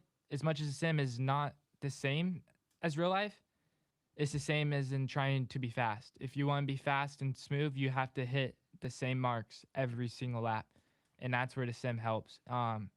And that helps me, and probably in like if I go to say like Crandon, it's a track where it's all about speed, and you have to hit the same marks like every lap. And the sim is kind of the same thing as well. Okay. And I think that's probably what helps me a ton too. And yeah, I ran a lot of laps on the sim, like a lot. So, Yeah. Actually, the first time I ever heard of Connor Barry was, I think, a sim racing clip. Maybe I think it's maybe something that I shared on Facebook, maybe Instagram, but I want to say Facebook. And I feel like that was the first time I knew of you, or like where you were mentioned, or the name Connor Barry came around, where I was like, oh, okay, like the kid's pretty good. And then I think he showed up at Fall Crandon one year, and I was like, no way, I'm like a sim racer is here. So that's what I thought you were, was just like some sim racing kid. And then I think the first time I saw you at Fall Crandon, I don't know if it panned out like the best. I think it was just one of those Fall Crandon weekends where chaos happens, and I'm like, yeah, I'm like that's about right. You know what I mean? Like that, we're never gonna see him again. And then, then you stayed around, man, and you kept being around. And I'm like, damn, I'm like, maybe this kid is actually pretty good. And then, yeah, sure as shit, man. It's one of those where, even for as young as like you are, and as young as you are, your talent has progressed and gotten significantly better. I think there is, if we're only being 21, you have an incredible patience about yourself. I think I've only seen you lose patience maybe once, and and I was there to capture it. And but otherwise, for the most part, man, I mean, for being 21 and just kind of the mentality you have, I think is incredible. And I think it would be great, right, to see you in Pro Spec, or if financially it were to work out, to see you in Pro 2, because I think mentally you are very capable of being in Pro 2. I mean, fuck. If Ricky G's in Pro 2, you can be in Pro 2. You know what I mean? I mean, you want to talk about a fucking head case, right? I mean, Jesus Christ. It's Ricky G. And so, no, man, I think I want to see you, because you have become a talent to reckon with. I mean, right to the point where we're like, we'd love to see a prospect to go against other people. And it's not a knock on those guys in Pro Lite. It's just the numbers aren't there, to the point where now we're starting to fantasy book you against somebody like, right, Wyatt Miller, Chris Vandenel's, and, guys like that in that class, or even in Pro 2. You know what I mean? I think if you put Connor Barry in Pro 2, I mean, the crazy thing about Pro 2 is, of those 8 trucks that were there, I think all of those guys have won a Pro 2 race at some point, which is wild to say. And I think you're very capable of competing with guys like that. And the even crazier part is that I think you're very capable of being in that like 4 to 7 range. And it's not like it's a knock against you, but it's just that those guys are so talented. I mean, who was taking 8th on Sunday? I mean, Kyle Greaves. I mean, he just didn't have the setup or whatever it may be, but we're talking like a talented individual. Saturday. I mean? Yeah, Saturday. Yeah. And it's just a talented individual that I think you're very capable of being around. And I don't know, man. I think the future's bright. I at least I hope it's bright. I think you've got a lot of, future ahead of you as far as what could be. I mean, and obviously same thing for you, man. I mean, we're seeing it all weekend. I'm sure you've seen it, right? People are like, get Drake in a Pro Lite. Would that be a worst case scenario for you, Connor? If somebody, right, just some like rich butthole was like, hey, Drake, I got a ride for you, and I need you to drive it. I mean, right? Worst case scenario, hypothetically, let's say that happens. What would you do? I mean, you're losing your guy here. Would you break his tibia, fibia, and be like, hey man, you ain't doing shit? You know what I mean? How would you go about that? Would you be like, hey man, maybe go to pro spec so that you both could exist or coexist? I mean, you've kind of put yourself in a bit of a corner here with, letting old boy here flash himself. I don't know. I don't know about that one. I don't know. That's all he's got. That's all he's got, huh? We've been joking about it. Maybe Team Spetty should go Pro 2 and Pro Lite. Build Connor a Pro 2. Yeah. And then I'll take the Pro Lite. Hey, I see. I'd be down for that. You know what I mean? I'm 1,000% down for that. Like I said, I think you're very capable of racing a Pro 2. I mean, I guess, right? If Johnny Holcher can do it, Connor Barry can definitely do it. Oh yeah. So I guess that leads me to another question. How much do you miss Johnny Holcher in Pro Lite? A lot. Do you really? Yeah. Actually.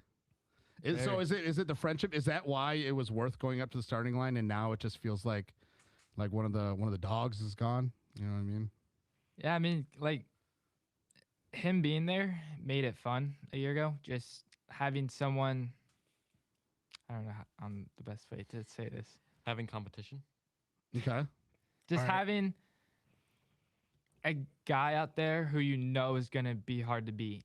Yeah. Yeah. And he's going to be hard to beat every single time out. That's what was fun. And there was a lot of times where I got beat, and there's a few times where he got beat, and it was just still fun. Whereas, as this year, I mean, it's going to be a battle still, obviously, and it's going to take a lot of work to go out there and win still. I mean, Funk's fast and stuff, so it's going to be a battle. I just think the competition up front definitely is not as strong as what it was a year ago. Mm-hmm. Just because John's gone and I'm still there, so it's kind of like that guy who was my threat a year ago is gone. Yeah. So it's kind of like the mindset of it has changed a little bit, and the goal of our team. I mean, we still got a goal. It's not something that I will say on this, but we still got a goal, and we're going to go chase that goal still. So there's always going to be a want to go out there, but definitely the mindset of John being gone definitely has changed the season. Is what I would say. Yeah. Well, and I think that's what's wonderful. And there's nothing wrong with, feeling how you're feeling. At the end of the day, and it's what's funny is that had almost brought me back to why we started this in the first place. Was to talk to drivers and to open up and be real about, how you're feeling, how your weekends are, because everyone always sees how fun the weekend is or your successes, but it's there also come low lights or, hardships as far as how your season goes. And no, man, I think that was awesome. That was a real answer as far as, your competitive mindset. You know what I mean? It's last year you had a blast. You had a blast with somebody who was, of equal talent that could take you, could take you one day and then the next day you get them back. And then there's that volley of back and forth, fun, competitive sportsmanship. And then now that individual is gone, now it's okay, I don't have that person. And it's not a knock against the rest of the guys in the class. I think it's just, we can all be real and observe and just say, hey, until that happens again, you're looking for that other individual in the class to step up and hopefully do that. You know what I mean? I mean, I think it's a fun call to the rest of the guys in Pro Lite to say, hey, listen, you guys, and shit, I'll say it, then I'll say it for you, is that, these other guys in Pro Lite need to then step up and then show that they are a threat and show that they are capable of winning a Pro Lite points championship and capable of winning races. Because don't get me wrong, Michael Funk is 18, now as well, right? Yeah. 18, 19. 18. Young guy, very capable. Has actually grown tremendously from where he started. Very This big time in- talker. Big talker. Can be that guy. I don't know if he'll be that guy this year, just as far as like time frame, experience, seat time, stuff like that. I think if you could fast forward Funk to a year or 2 years from now, I think very, very, very capable. Milhausen, again, right?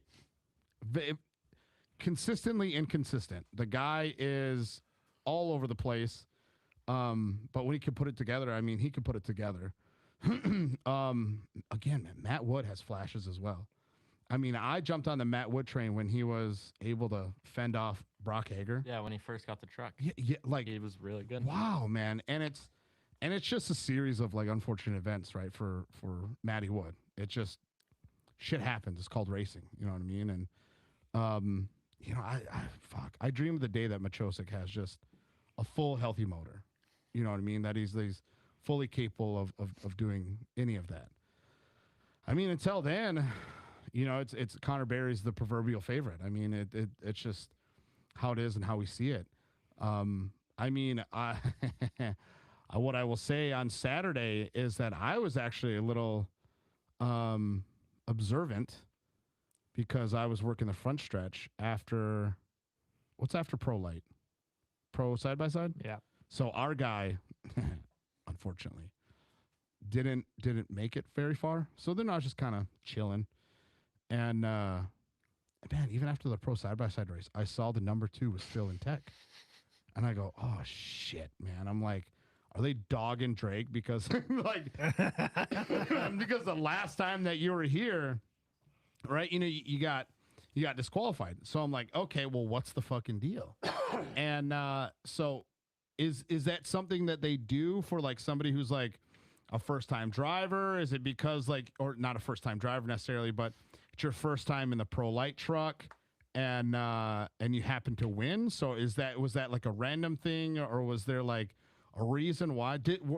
Were they just inspecting things differently? Because I know like when you go through tech, they're like, hey, we're gonna check this, and you got to go get tools, and sometimes it takes a little while. So I guess, was this just a routine?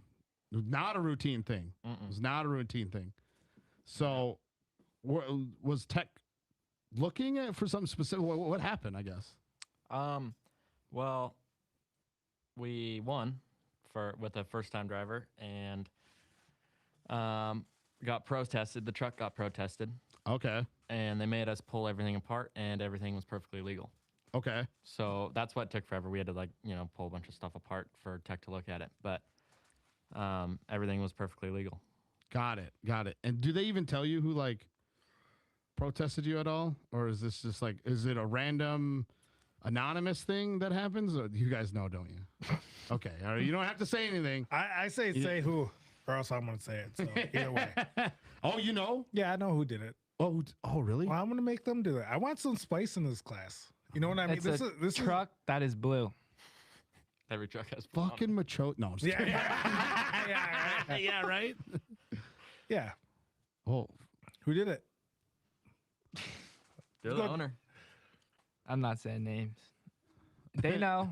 We know. are they divisible by 100? No. Yeah. Right. He's a guy with lengthy hair. Wow. They also possibly got caught on Sunday too Really?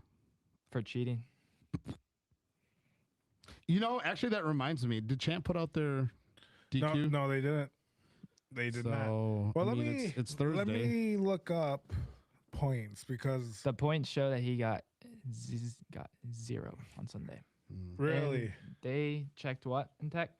ECU. And they ECU. check those like every day, which means that something was changed between the Saturday and Sunday. Ah. and are you supposed After to we be? got protested. Are you supposed to be changing those at all, or are Nope. they? No. Those are locked. Those are locked. So how does one unlock them? You have to Pay someone? probably pay someone to change it. I don't know. Gotcha. I don't think you can buy them different or anything. You'd probably have to have someone program it or whatever. I think it's like a throttle thing, right? Because It's the It's supposed throttle to be limited. supposed to be like 85, and then the RPM's at 6,000. Yep. Yep, Connor Barry, 105 points. Michael Funk, 104 points. Sam Rims, 88. Joy Machosik, 84. And Mr. Travis Milhausen Jr., 52.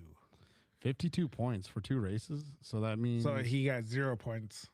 Oh, Legitimately got 0 points on Sunday. Damn. It's a little ironic, isn't it? Yeah. To be like, hey, man. Champ Racing memes. Dude cheated and still hit the wall. Yeah. Oh, man. Keegan, Mr. Kincaid, I hear he is done racing for the year. Already? Shut the fuck up. Really? No. Why? Why? Money reasons or why? Who? Jam CQ list will be lengthy if they include short course cards. For real. Bikeman side-by-sides even? See, this is why we need a DQ list, bro. Yeah. Somebody get on it. I know one of you guys in Champ is listening to this shit, and you better put out a goddamn list right now. Okay. And the short course carts are probably just like, brakes or throttle positioning or something helmets. dumb where they all thought they're on the same page and see tires and wheels. Oh, that's so lame. I mean, who knows? I mean, they could have an expired helmet for crying out loud. Damn. So Mr. Milhausen went and got some ice cream at Dairy Queen, huh? That's crazy. Dude. Damn. I should have put that in my reflections. I didn't know that. I did. Did you? Yeah. But then you're like, I thought you said something about something else. I did. It was about Hunter Van Zyl. Oh yeah, nephew. And there wasn't any room. And then I asked you about Travis. You're like, I don't got enough room. I didn't have enough room, bro. It's tough, man, when you guys do shit. I mean, when it's entertaining. You know so what I mean? Overall, like, how was your first weekend, guys? Like, co-drivers and as a, backup driver winning, as someone that's injured. Like, overall, your weekend went smooth. Like, Champ was good. Did you get any girl numbers or anything? Yeah. You would think when you win 2 Pro Lite races, you would get at least like 2 numbers. No honeys, bro, huh? None. So Wheatland, Missouri, not the place to meet chicks. Dude, surprised me, man. So hit up Drake Mittag. Yeah, right. 936. Drake Mittag 18. Yeah. I mean, yeah, it went smooth. I mean, couldn't have gone any better, really. The end of Sunday, we had like some weird fluke clamp failure that dumped all the water out on like the last lap. But other than that, like, couldn't have been any better, really. Yeah, so just a chilled out weekend. So I did see that when you guys were up at the podium, like you pulled up and I was like looking down, I was like, there's a lot of fluid running out of that thing. I was like, well, he's not shutting it off. I'm like, huh. It must just be normal. It's like a live well. Could have told me. I thought you knew. No. I was standing there, I'm like, man, that's leaking everywhere, bro. I'm like, that's so much. Everyone was happy. I'm like, oh, hey, man, good job, buddy. And then like I get over, dude, even like Michael Funk looked down. He looked and he went the other way. Nobody cares. Damn, bro. Yeah, Damn, we had sorry. it was a weird like clamp thing that like must have like broke loose or something on the water line, and it just dumped it all out the last lap. That's dude, good. Hey, that's some luck right there. Mm-hmm. Know what I mean? You might have used up your card for the year, bro. So, just, yeah. Chat Marines, how can you protest someone and they go get so pissed that you get caught? Let's see. Rumor is that he isn't showing up because of the DQ. Wow. See, Well, the only reason the chicks were scared was because of Tito Swamp. All right, anyways. Damn! I gotta pre-read these before I read these out loud. Damn. That's funny. Oh wow, that's crazy, dude. Huh? You know what we should do? We should just call him up next week. Who? Milhausen. Should we? Be like, hey, buddy. We could do that. But Hey, buddy, I need your side of things, and then. But what the fuck was I gonna say? Sorry. Mr. Jarrett Lacasse sent me a Snapchat saying that under the current 2026 rules, if a driver has raced Pro Lite within the last 3 years, they generally cannot drop into Pro Spec unless Champ off-road officials approve an exception or a petition. Pro Spec is treated as a development stepping stone class towards Pro 2 and Pro 4. Which is crazy because I feel like Pro Lite's the same thing. Yeah, well, and that's the thing too, is that it used to be. So I don't know, man. I think it needs to be revisited, or I think there needs to be, right. And there was a mention of an exception, or a petition. Exception and or a petition. I wonder if there's a route that you can go that way. I mean, okay, so all you have to do is be like, hey, bro, can I race Pro Spec? I think that's what I would just ask is like, hey guys, like, here's the reason why. How do I get myself in Pro Spec? Mainly to be able to race with competition. Like you said too, is I think, you know, one of the points you could bring up is the truck count, right? Is like, hey guys, like, you know, how much am I able to win if there's five guys out there? You know what I mean? I'm not super knowledgeable as far as like how that money payout is, and I'm sure there's a lot of pro guys out there that are like, what money payout? And so I'm just curious to see what it would be with such a low truck count, and if that's like something that you could do and just say, hey, like, listen guys, like it wouldn't take me long. Let me switch over. I mean, because damn, I might blow up the spot here for a lot of people, but if Pro Spec is supposedly this developmental class, I mean, we've had a lot of people in Pro Spec for a long time. Yeah. You know what I mean? Mm-hmm. A lot of people in Pro Spec for a long time. So one of those has to happen then. You know what I mean? It's like either you allow them to stay in the so-called entry class, or you just allow it to be what it is and just say, hey, listen, there can be lateral movement, because there is a difference in the vehicles. You know what I mean? Like, obviously. But I don't know. That's I think a discussion for another day, but that's my opinions on it as far as what we're in right now. You know what I mean? Yeah, no, it's definitely hard if it is a developmental class per se. Let's just say that you have 3 years in the class, then, you know, then you got to bump up Pro Lite to keep the Pro Lite numbers, you know, going then, or even just 2 years.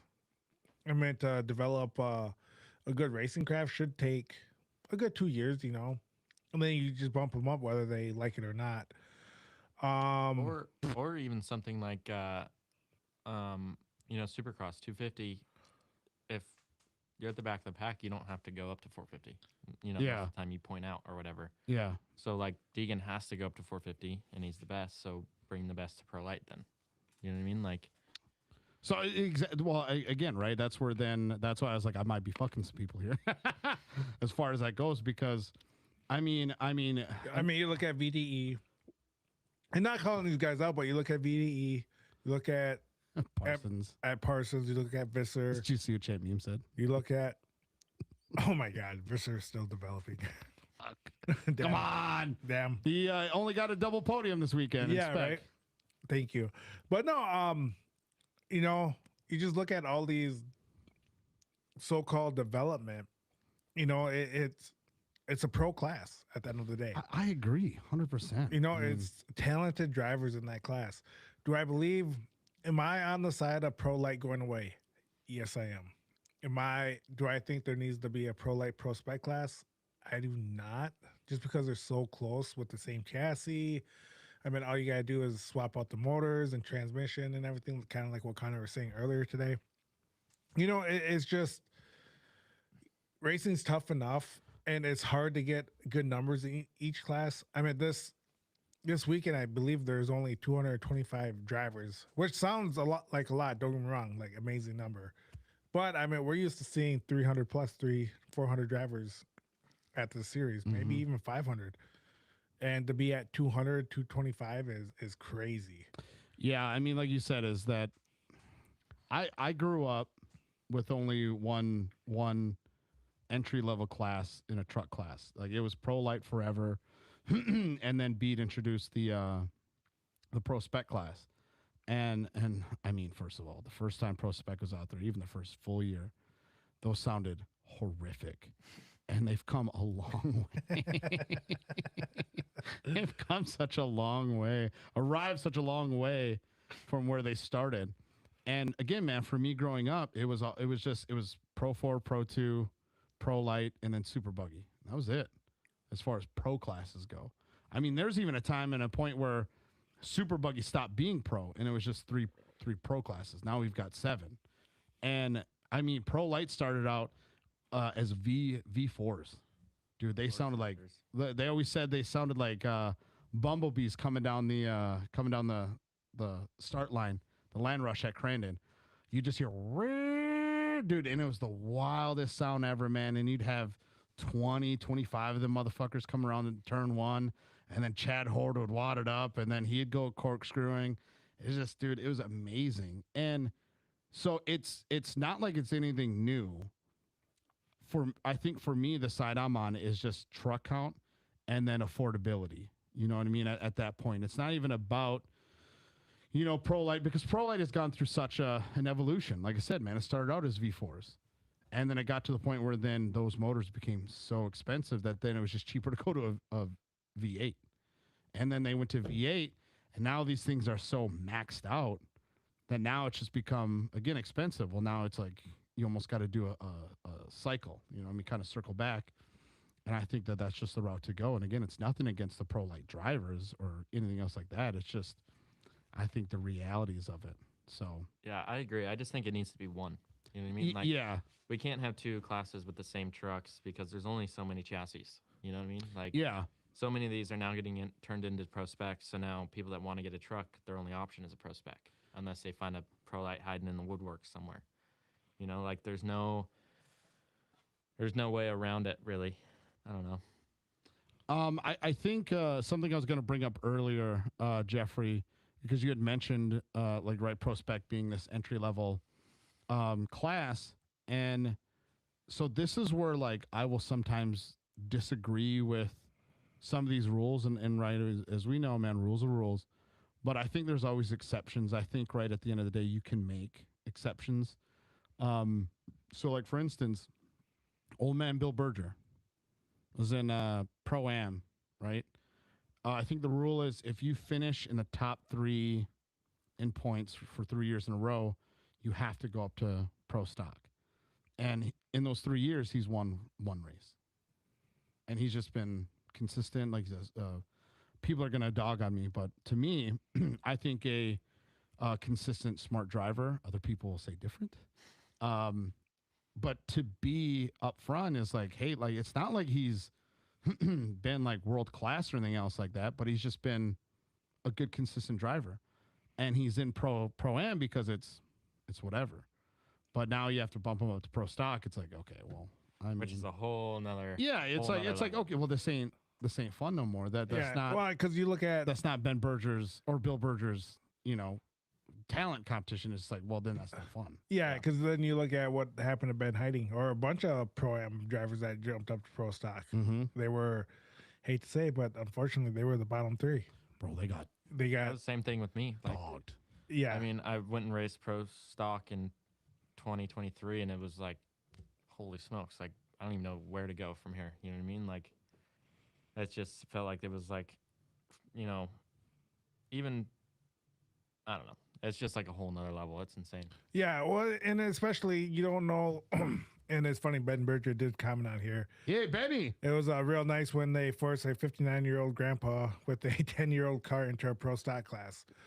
And that's the thing, though, too, like where I get it, like Pro-Am is supposed to be fun. It's still a sportsman class. It's still a sportsman class. Like he just wants to go out there and have fun. Yeah. And there's nothing wrong with that. Yeah. And I get it. Most of the kids in that class, or most of the kids that are, rising up through the ranks, want to go up to pro stock. They want to go to pro mod, pro side by side. But at the end of the day, it's just like it should be their choice if they want to get out of sportsman or not. They shouldn't be forced out of sportsman to race pro, because then what's that? It's not helping anybody. So you know what I mean? So this is where I think that in order to fix that, so I'm okay with that rule because, some people might just make a living in it and just like, like LeBron at the Y, kind of like scenario. But this is where I think if the class votes on it, like I think the majority of the class would be like, yeah, keep building the class. Like what's the big deal? Like, it's not like it's, now if he starts wiping the floor with these guys, then it's gonna be like, all right, hey, we're gonna have to get you up out of here. Yeah, but I it's think like if it's, who used to run pro or the buggy class? Steinhardt? or I mean, yeah. Stingle or Stingle. who else was in there? but you look at that. I mean, that guy was winning. So I wonder if it's because it has the name Pro Am in it. You I know what I don't mean? Where then, because I know what you're saying. I mean, fuck, like I even hate to throw him under the bus, but like Nick Bing, he's been in super stock Yeah, exactly. for a hot minute. Yeah, How that'd many be points championships has he won? a lot. So, and it's like, Hands down legend. so, and dude, bro, Dude. best super stock driver. of all Yes, time. exactly. And, But how do you become a best super stock late driver model? legacy, Yeah. ranked, you know what I mean? Championships, accolades. But Yeah. no, I agree, man. And I wonder if it's because it is Pro Am, is why that it's under that rule. Maybe I don't know, but I agree. I know what you're saying though. Is if you're in light buggy or 1600 buggy and you're just dominating year after year after year after year, it's like, well, you don't make them go up to pro buggy, do you? I mean, some of those guys go up because they want to. Like the Schultzes are you know, have toyed with it or have thought about it for sure. And man, I think that'll be a great time once they do get there and figure it out, because I mean, the pro buggy class is already stacked as is, and then to throw talented guys like that in, I think it'd be incredible. Yeah. But you're not forcing them into it. Yeah. That's the thing. You know what I mean? And then, I also got a message, and so this is where I'm going to keep I'm going to be a little Adam Schefter here for a bit, and I'll just say sources, and I'll tell you after. But just people, you know, watch the show, and messaged me and said more than likely that, you know, a class is going to be going away at the end of the year. So, Like a pro class? yeah, So a Pro Lite. you know, we'll see. But We'll see until things are officially released. Let's say Pro Lite is what is Connor Barry's plan for 2027 then? Are we going to get that dream matchup then? Boots to asses on that little kid or what? Wow. Or are we going to make that step up? I think you'll see me sitting at like the lake all summer. Damn, really? Like, so you, like, for next year, you wouldn't even want to try it? I don't know. Come on, man. So I what if need they to let see you, it. what if they let you know sooner than later? I mean, obviously, that's not the case in our wonderful series. But what if they like? Yeah. What if like halfway through the season, they're like, "Hey, just to let you guys know, Pro Lite will not be here next year." Now, would that give you ample time to be like to make a decision to go to Pro 2 or to drop down to Pro Spec? Drop down. Oh yeah, or swing across or whatever. Yeah. Nice. I like that. Keegan says, "Come play in Pro 2." Damn, you getting called out, bro. You're getting the invite. Oh shit, your son just dropped something. You getting called out, man. I don't know. The Guess you'll just have to wait and see. class points champion, he wants the smoke. I mean, there's been some ideas been thrown around Mm-hmm. about what to do after like this year, Mm-hmm. but it's all dependent on the budget I can get from my sponsors Mhm. going forward. Right now the focus is to win as much as we can for this year. Best ever. The goal is to not be beat. Like our goal is to not be beat like all season. I love that. I And fucking love that. We started it off good, so I love that. Yes. I'd say our Hear goal is that, and then to see where the cards fall. I wouldn't say Pro 2's not an option.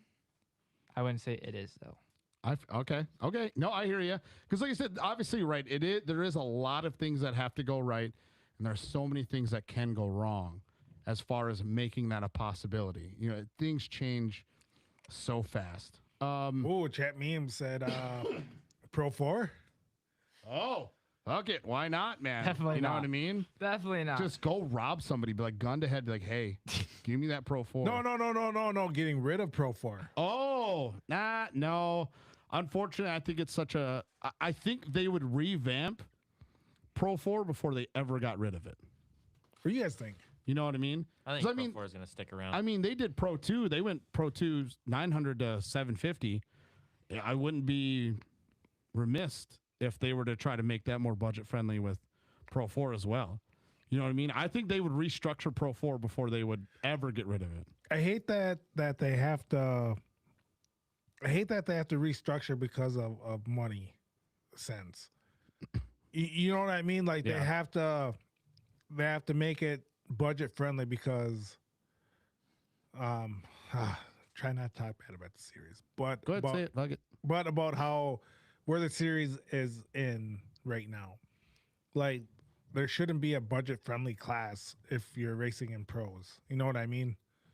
If you're the best at it, you should have the best equipment. You know what I mean? Yes. Like Yes. You should be backed by, TRD. You should be backed by Chevy. You should have Dodge. You should have Nissan. I mean, you should have all these big companies backing you up in the Pro 4 class.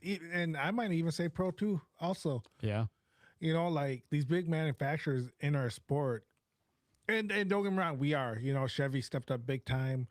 Toyota's here every now and then.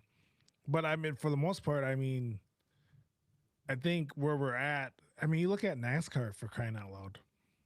Oh, fuck NASCAR. I mean, So boring. They have all the manufacturing there. Yeah.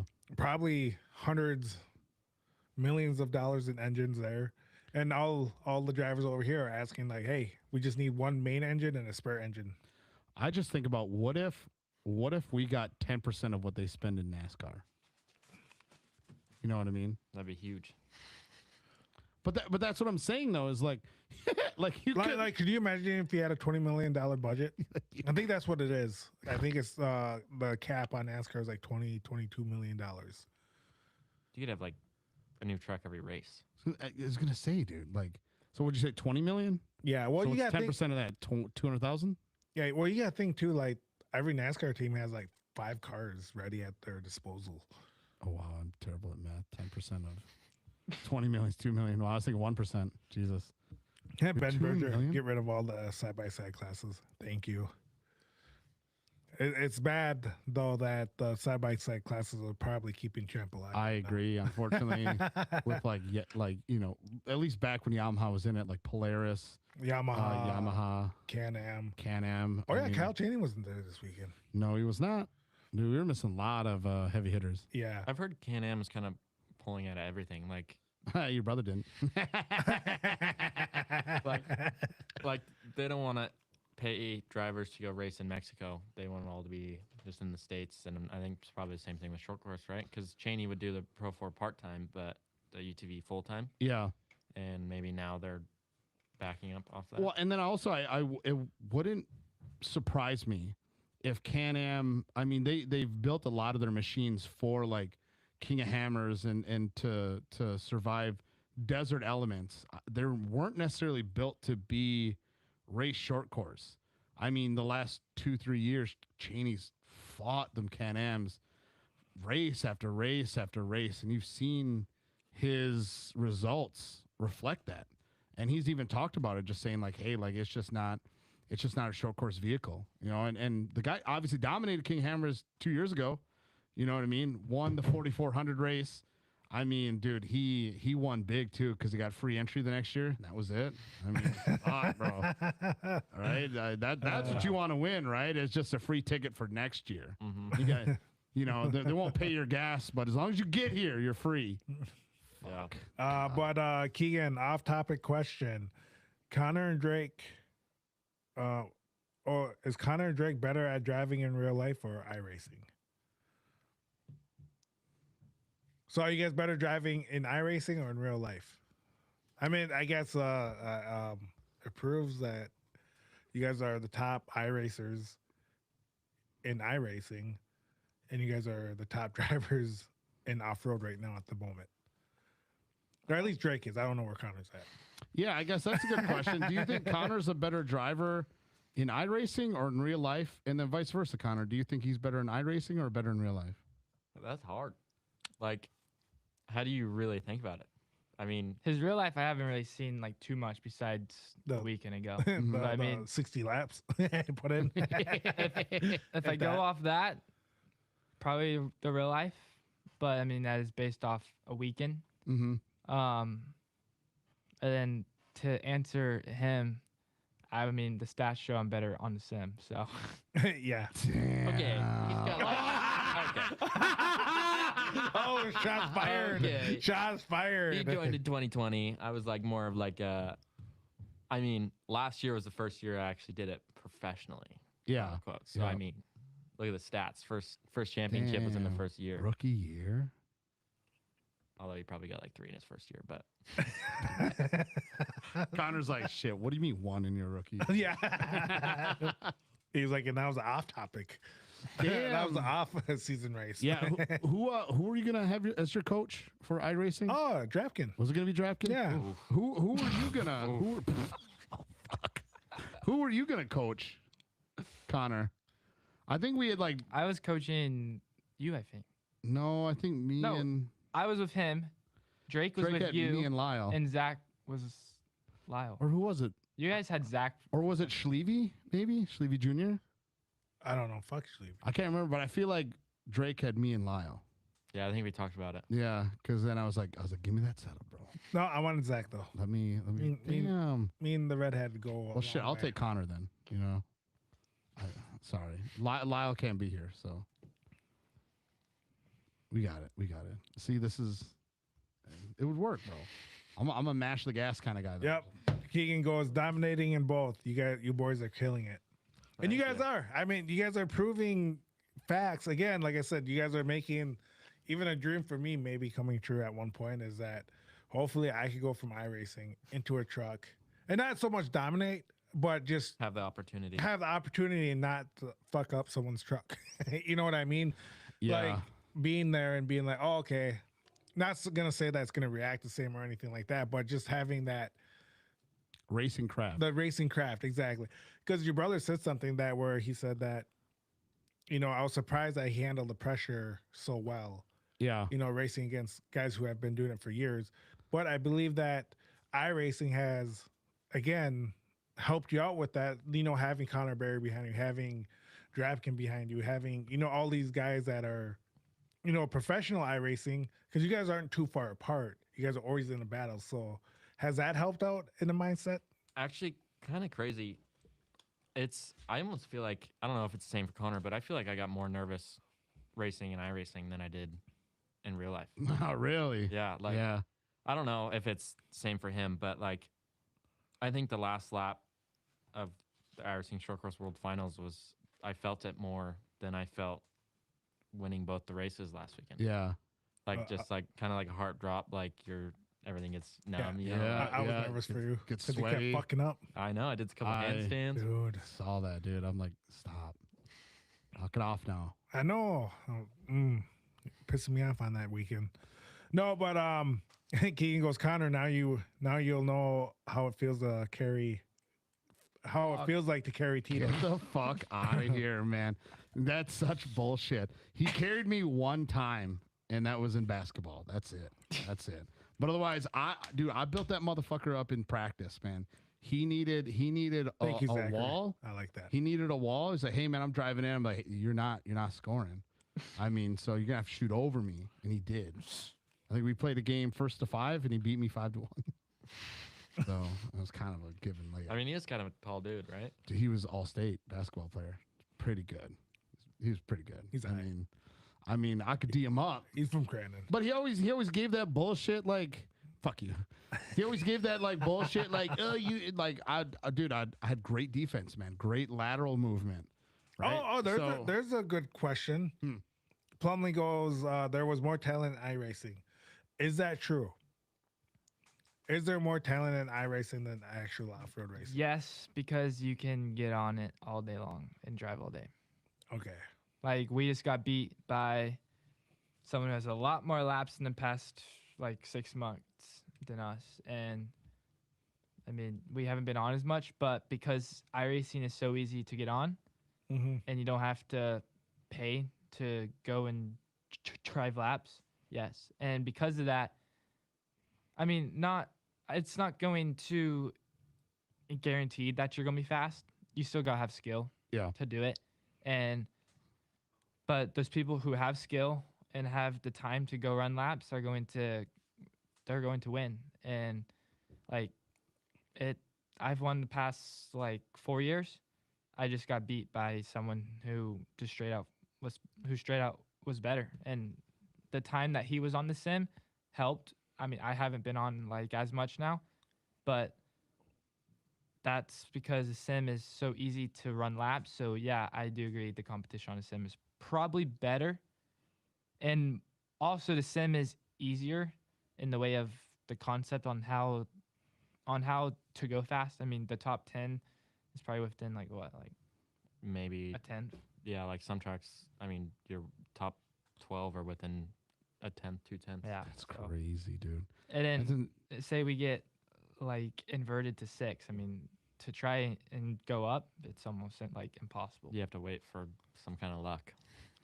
Do you ever get people who like talk shit to you at all because they're like all like, hey, like you do this for a living and I just like beat you in iRacing?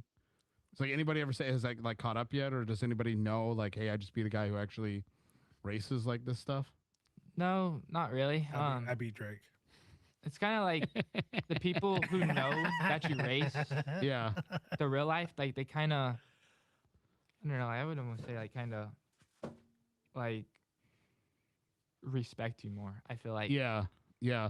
Because I think it would be fun to like, again, right? It'd be fun to race against like you, Drapkin, like you, just some of them other guys that are like in it. Because I would almost feel like a Make-A-Wish kid, you know what I mean? We're like out there, And that's just it. Like it's giving these people who can't get out there a chance to battle us. Yeah. And I think that's probably what I would say. A lot of people respect that and think it's sick that they get to go battle us. And I mean, like, Continue. the like on the respect side, I mean, like, you get in a race, in an official race, which is like what anyone can do if you have this license level or whatever. But you get in there and there's fast guys, but when you get in there and you take everyone out, like it's not that fun. You know what I mean? Yeah. Like everyone doesn't enjoy it. Like, but then you get into a league like with people that race in real life and the professionals of iRacing, the short course side. It's like, I don't know, everyone just takes it so much more serious. Like you can load into, a hosted session or whatever. And if it's on a Tuesday night, that means it's before iRacing short course. And that's when all the good guys are on, you know what I mean? Like everyone's in the same session. So I think it's like, it's crazy how there's two different sides to all of it. You know what I mean? Like, Yeah.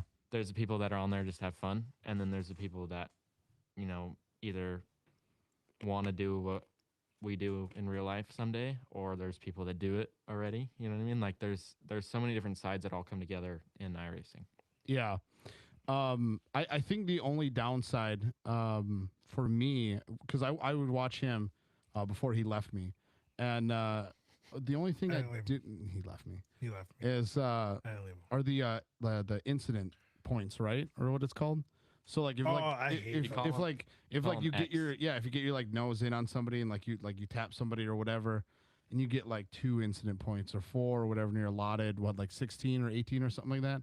And I'm like, to me, I'm like, bro, like that's racing, like that's short course racing. Yeah, you know what I mean? We're not open wheel F1 or IndyCar or anything else like that. Like these are the moves that you have to make in order to get by on somebody. Like, can you imagine like playing like a Supercross game and you make a move like that and they're like, oh, it's 2 incident points. Yeah, that's how you pass. Like it's funny, like because like for me, short course, I'm like, man, like Robin's racing, you have to get in and you have to make contact. And then I started watching Supercross more with these guys, and I see how they pass. I'm like, what the fuck, man? I'm like, he murdered him in the corner. He got mugged, and he's like, yeah, to him, that's normal. You know what I mean? That's how it is in Supercross. So it's like that's what it's like for me. Even for me, then we're like, I look at F1, I get that you can't really get in on somebody and you got to be more tactical. But man, to spread that across iRacing from like F1 all the way down, I think needs to be changed and revisited. You hear that, iRacing? Yeah. You guys hear that, you motherfuckers? No, but so I think that's why like I kind of, I don't know, never really try to jump in a race, is because like I don't know, just playing video games and stuff. At the end of the day, it's a video game. You know what I mean? Like, and I understand you want to race with like competitive people or people take it seriously or on the same level, but there is an element of short course racing where you have to get like your nose in there, and it is a video game. So it's like, are you really costing yourself money if you Yeah. wad it up? You know what I mean? I mean, have you guys sweat at all playing the game Oh man. See, thank you, Oh, after man. Thank you. after 12 laps? thank Yes. you. Yeah, yep. Okay. Yes. Okay. Fuck you, All right. fuck you. We got like. Because we try, right? Yeah. Yeah. Like I mean. I try. What are you talking about? You don't, man. I do too. You drive like a fucking See, that's another thing about the goddamn game. He drives like a grandma And he goes way going faster. around. Yeah, man. Like me, dude, me and Lau at Crandon, man, coming over the chicane. Wah, and then flick it back into second. All the way back. And then like we get across. We're like, man, what was that? And dude dusted us by like 2 seconds. What the fuck, bro? And he's like, oh, wheel spin, bro. And then I watch him, and he's like, whoom, whoom, whoom, whoom, whoom. I'm like, what the fuck is that, man? You're driving a goddamn stock truck around. It's Yeah. so irritating, bro. I can't. That's what I struggle with too. Like the first couple of years I did it, I was like, oh, just throw it into all the corners. It's sick. Hell Like, it's yeah, sick. right? But, Yeah. But once I actually tried to get faster, I was like, these dudes are doing like, they're going so slow through every corner. Yeah. But then they're 0 tire spin and they're not scrubbing speed. They're not sideways. Yeah. So I don't know. It'd be so much. I think iRacing would be so much more fun if you could drive a Pro 4 how it was built to be Yes. be driven. Yep. Because that's how I drive it, man. I throw that shit in like RJ and the cowboy, just wide coming around, bro. I'm fucking peaked out, man. I'm in second. Ready to blow that motherfucker out the front, man. Dude, that's how I drive, man. So this is, dude, fuck. I cannot wait to win the lottery, bro. I'm going right to Pro 4. Dude, I'm talking shit to everyone. Yeah. Any other anything from No, we kind of talked about how similar the sim racing was already. anything in chat? That's Zachary that's Drapkin, useful? iRacing is more stressful for sure. Because anyone can murder you. Chat meme says 1v1 me at Crandon. Say less, my boy. Hey, no setups though. I know who you are, so you better do. You guys know who chat memes is? Nice. Okay. Okay. All right. Well, you better be stock, bro. Default. Yeah. That's what I want. That's what I want. No setups, bro. I want just get in and go. I'm gonna thrash you. Let's see. Oh, did you answer Keegan's on how similar do they think it is? Yeah, we did it already. Okay. All right. Well, then let's go ahead and play this game real quick, and then we're out ski. All righty, boys. It's time. It's the end of the podcast.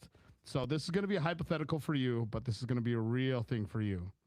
All right, we're going to play a little game called Keep 3, Cut 5. It's going to be about beers now that you're 21. So again, hypothetical from what Copy. you hear in your brother. All right. So you know how to play the game, right? Sure. So I'm going to read these off without you knowing, and you have to either keep it right now or you got to cut it. Oh yeah. So you know what I mean? So like if you keep the first 3, then that's it. Then you're cutting the other 5. So first one, Bud Light. Cut. Okay. Brian would be upset about that. Yeah, damn. Brian hiding. Damn, there's young kids. Mm-hmm. Second one, Spotted Cow. Ooh, What is that? I keep it. What? I'm keeping. You don't know what Spotted Cow? I'm keeping. Brother. What did I say? Okay. We're gonna have to get you some Spotted Cow. It's a beer here in Wisconsin. I feel like everyone, everyone orders it. Yeah, I in feel 3 years you'll know. Oh, you guys Okay, keeping it so or cut. cut? Yeah, Cut. keeping it or cutting it. Keep it since he said it. You're cutting? Yeah, cut. Oh, damn. Okay. Damn. Okay. Hey, y'all got to agree though. Oh, we all got to agree. Oh, shit. Oh, so this is a 3 thing. Oh, okay. You can Yeah, cut that's if you don't know what it is. No, you can no, cut it. Keep it. Yeah, but the 2 gone. Keep it. You still Keep got it. 6 left. Yeah, keep it. Keep this one. Keep Keep it. it. Yep. Okay. Mhm. Keep. Next one, Bush Light. Cut. Mhm. I Cut. agree. Agree with Okay. that. Okay. Where we at? Is that 3? That's 3. Okay. Oh shit, boys, we gotta be on it now. All right. Number 4, Bush Light Apple. Oh, keep. Mm-hmm. Keep. Mm-hmm. Not a Bush Light Apple guy. What? I don't even drink, and all I hear is how good that is. It's not that good. You Oh, stop man. it. What about like Bush Peach? That was a big thing for a while. I don't know. What that No. Damn. Keep. It's not bad. It's doable. Okay. Okay. I think it's like what do you call it? Because it's only around. Like seasonal. Yeah, or it's, seasonal, yeah. exclusive or whatever. Yes, it's like Damn, he goes apple hater. damn Connor. Alrighty. So you've kept Spotted Cow, Yep. you've kept Bush Light, Yep. you've cut Bud Light and Bush Light. Yep. All right, next one, Miller Light. Oh man. I don't know. So cut. There's got to be better. There's one more better. What, this is 4. This is It's the 5th 5. one? Yeah, it's 5. So we have to keep one more. Yeah, so we would have to keep Yeah. this last one anyway. Yeah, cut. All right. So you got 3 more left. So one more left. Keep 3, cut 5. So there's 8 beers Yeah, so total. there's 3 more left to pick. Yep. And that was number 5. Okay, yeah, cut. So you've kept Bud Light, or you've kept Spotted Cow, and Yep. you've kept Bush Light Apple. Yep. Okay, and you've cut Bud Light, Bush Light, and Miller Light. Yep. All right, next one, Guinness. Cut. What? Fuck. I don't Guinness know. beer. Fuck. Never heard of it. Okay. Never heard of it. Next one, Heineken. Oh fuck. Damn, they have good NA beer. Shit. You guys keeping it or cutting it? This is the second to last one? Yeah. So this is number So yeah, if you cut this, you got to keep the last one. I just really want to know what that last one is. cut. You guys cutting it? Yeah, Cut. we're Yeah. cutting Cut. All right. So the last one, what you're keeping, the Secos. Coors Light. Yeah. All right, yeah, okay, yeah. All right, that's good. I was waiting for Okay, it. that was good. All right.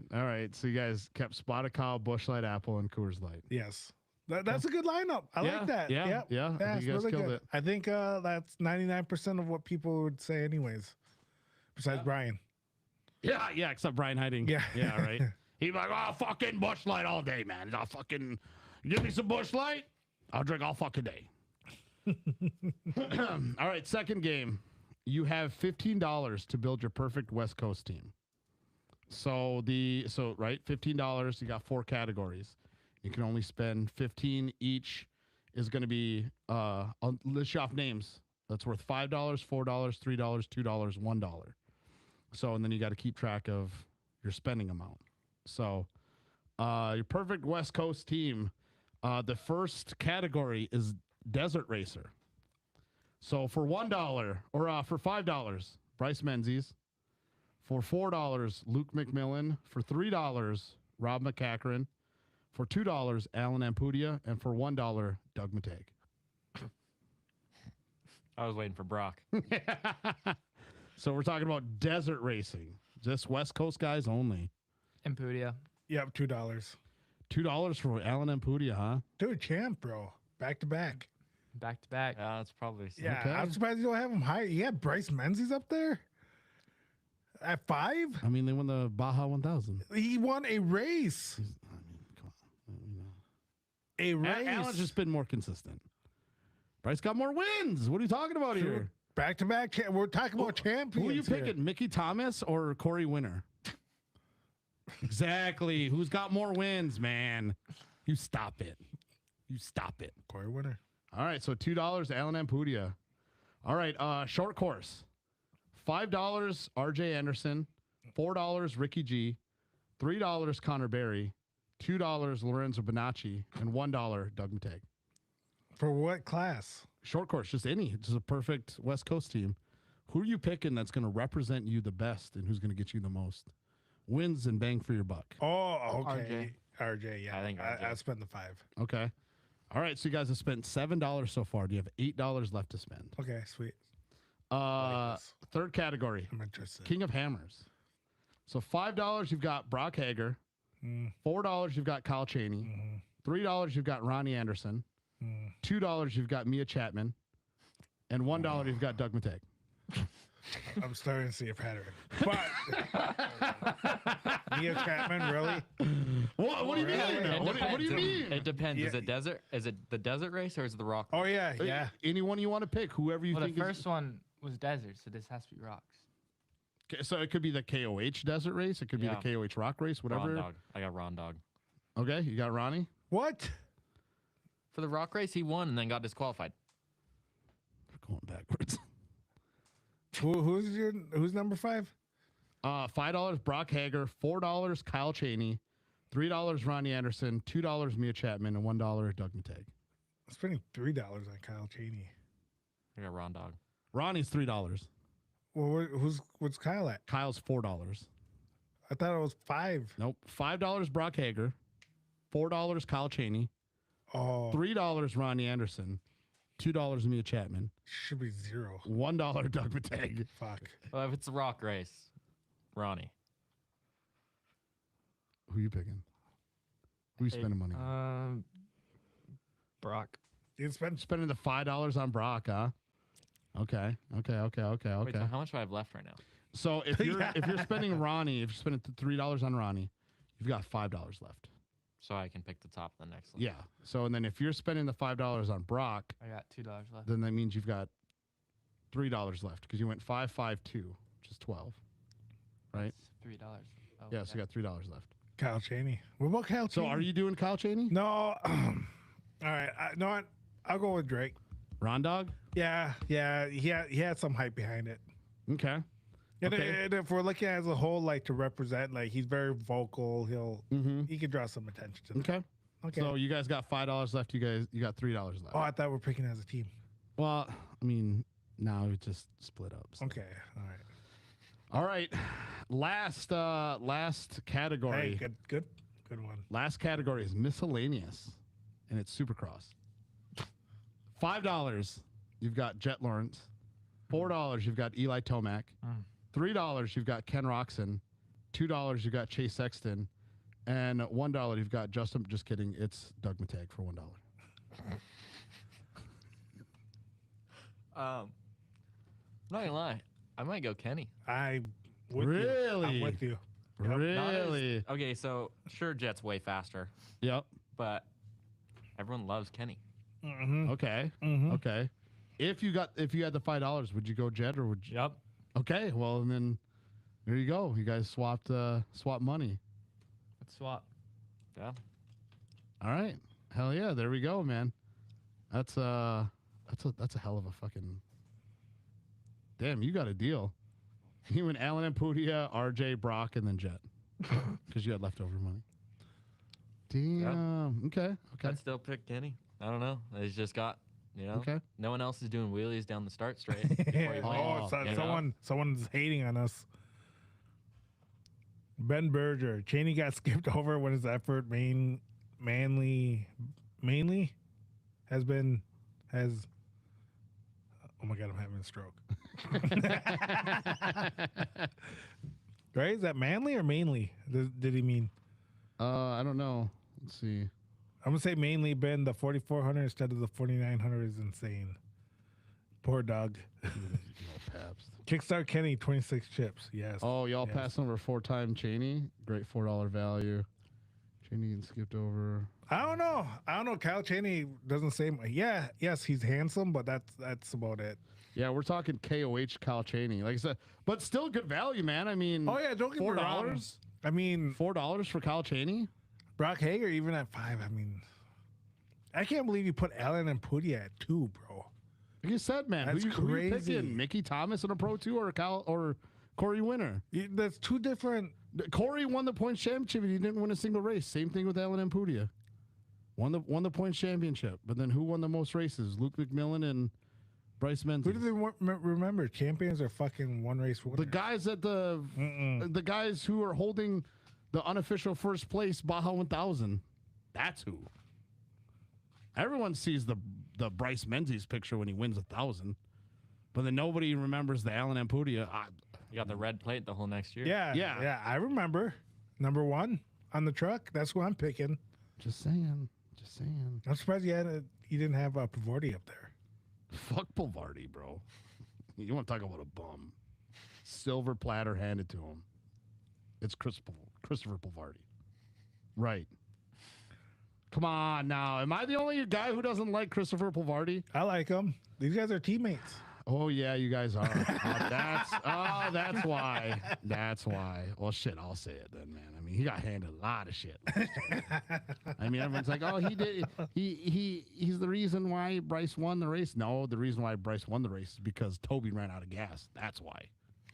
And it wasn't even Christopher Pulvardi that did anything. He Why just. did you have Toby Price in there? I thought about it. I was gonna put him at $1. Oh, dude, I would have taken that up any day. I would have put him at $1. I mean, what scandal? Yeah, man. mean- Like, what do you guys think? That's crazy that he did that, right?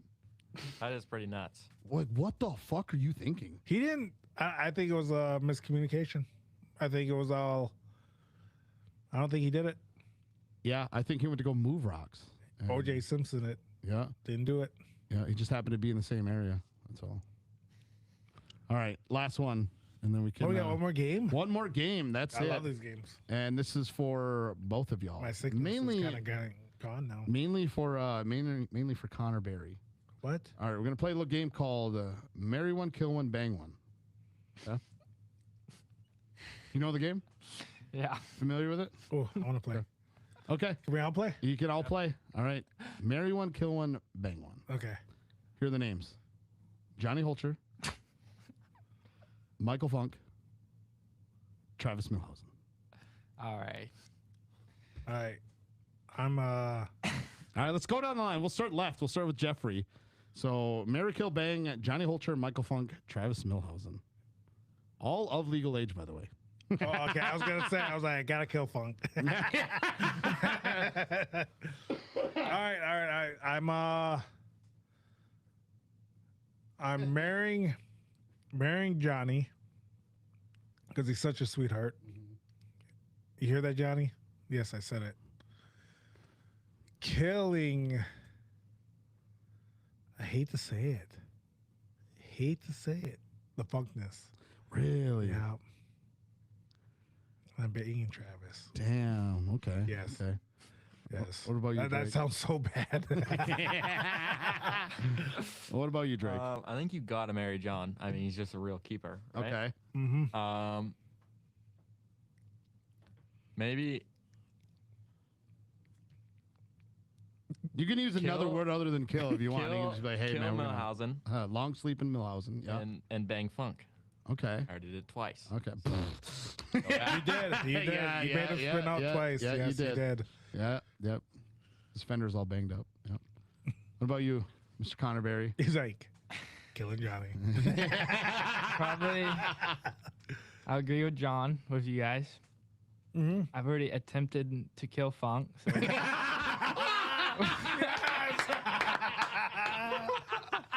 I'll leave that one there. Then we're left with one. Yeah. Yeah. So you're banging Travis with me. Guess so. Oh, yeah. Yeah. So. yeah. Yeah. You know what? What's funny is that, man, I agree in some aspects. So I would marry Michael Funk. What? So because Michael Funk is such a nice person, Yeah. individual. I think he would take care of you. I think he's a man's man. He works on a farm, works hard, you know, a bit of a pioneer. The kid knows he's mature. I think he knows which way is up. It's just he hasn't gotten opportunities. But John buys his lovers golf carts. So, but this is another thing too. That's where I don't know if I could marry somebody like that. That would just throw gifts my way in order to like make me happy. Like, oh, sorry I cheated on you, or sorry I ate the last pizza. Like, here's a gift. And that's like, I don't care about a gift. I want the principle of it. I want to know that you're a man. You know what I mean? So I would have to kill Johnny. I'd kill Johnny. Wow. And then I would That's rough. bang Milhausen because it's a wild child. I got to find out. I got to see what that's about. You know what I mean? Because I'm thinking about them if they're women. You know what I mean? Like if Travis Milhausen's a girl, bro, you got to find out what that's about. You know what I mean? And then Johnny's just kind of that big chick who knows she's hot. You know what I mean? Like can flaunt around whatever. I'm like, do you really want to marry that though? And then Michael Funk's like that all-American girl. You know what I mean? That's the girl you take to prom. I think Funk's like a pillow princess. But I'm fine with that. You know what I mean? Are Because you? honestly, I think pillow princesses are underappreciated. I think that they're overhated on. Because then, like a pillow princess, bro, you just throw them around. You know what I mean? Like, you know, I'm doing what I need to do. All right. All right. I mean, Hey, that's just my take. Yep, that's what you're doing. So, let's see. Damn, it's 9:41 already. Yes. How are people Holy still here? smokes. People are still here. That's I know. crazy, dude. You people need to get lives. No, I'm just kidding. We appreciate you being here, man. We love you all so darn much. Let's see what else, chat. Hey, if you marry John, be ready to eat sushi. Eats a lot of sushi, man. You guys Make might get steaks. you guys might make get steaks late at night too. mercury poisoning, bro. And you see how he eats his like tuna? The shit's like barely even cooked. It's like a mouse was breathing on it. And he's like, "Oh yeah, look, it's good enough to eat." That's crazy, I bro. think still flapping. Somebody goes, "I had the GoPro on Funk's truck for that rollover." Damn. They got the CCTV footage of you, Connor. That's crazy. You know what I would have said though if that was me? I'd have been like, "Get the fuck out of the way, then."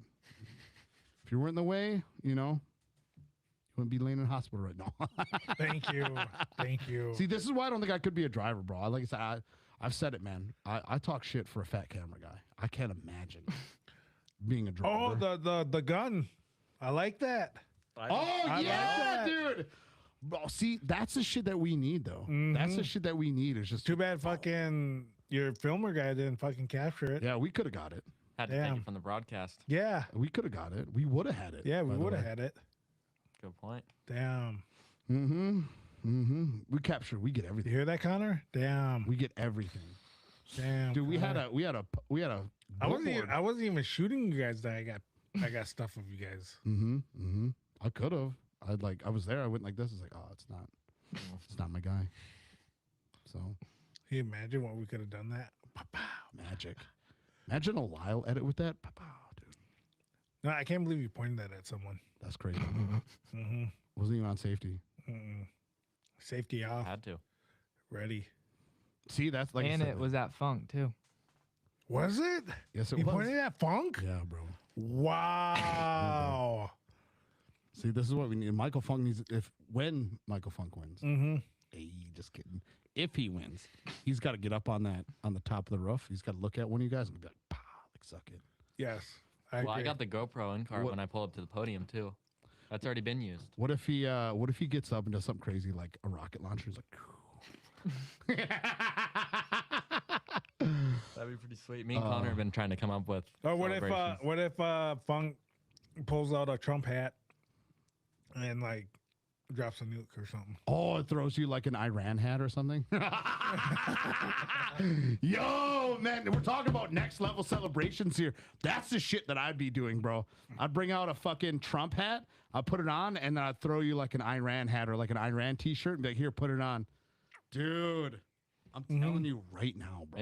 Maybe we shouldn't hire you for footage. Maybe we should hire you for PR. Thank you. celebration. Yes. Dude, that's what I'm saying, man. So one of the Schultz twins, Connor, I don't know. One of the quiet ones. I think Connor's a really good one. I told him, like, bro, you need celebrations. He's like, oh, I don't celebrate. I don't know. And I'm like, okay. I'm like, well, here's what we need then. I was like, get you a race suit. Like, right? Obviously get you a race suit, all your sponsors on it, but underneath it looks like a business suit. Like an actual like a jacket like that. And like a tie and shit. And like you can put all your sponsors over it. But then when you get out and your celebration is just like all business. That's it. That's all your celebration needs to be. Just like as if the jacket's here, you just go. And that's it. That's your celebration, all business. I'm telling you. That'd be it, bro. That's all you need to do. That's your celebration. All business. Tito was a celebration. I was a celebration? Yeah. Fuck. I was, dude. I was. Jordan Bernlower won at ERX, got on top of his hood and lay down. I was like, you bitch. You fucking bitch. Hell I was yeah. like, goddamn. He goes, hey, make sure you're there. Dude called it. He was like, hey, man, if you're at podium when I win, he's like, be up there. I was like, okay. First day he wins. I'm like, all right. So I get up there and he's like, hey, he looked at me And he flapped his thing back and he laid down. And he put his leg up how I did in the fucking meme. I'm like, you bitch. I'm like, God damn it, man. It was so good. They're like, dude, they were yelling at him like, let's go, man. We got to get you the podium. He's like, hold on, wait a minute. Fucking pop. Yeah. Bro fucking emoted on me. That's crazy. All right, boys. Is there anything else that you like to share? Anything else you'd like to see, do, say? Any more games you want to play? I think I'm good. That's about it. Damn, Okay. wants to leave. Yeah. Yeah. All right, outta You here. guys, Cool. you guys dog All right. tired or what? Were you guys eating after this or what? Yes. Yeah. You guys didn't eat beforehand, did you? No. Oh, that's why They you guys don't are feed me. looking. They See? don't- they don't- Oh, see? First mistake right there. You guys got to eat before you come on a podcast. Oh, you got it. They don't feed me over there, so Damn, I really? believe it. You guys are sleeping in a camper? sleeping in the toter, the fart box. Damn. Who's cutting ass? Is that you? Oh, That's him. The whole way here was just like farting. I know how that is. Are you, dude? Yeah. I Yeah. can't. I mean, you, I mean, you heard Tito rip ass 4 times on No here, one, so. no one knows that I fart on this podcast. I do. Well, now you do. That's all I heard this whole time. Thank you. Thank you. It's a little toot, bro. It's a little I toot. mean, A little? Yeah. Then what is like your big one? Should I show him last night? What you got on video? Yes.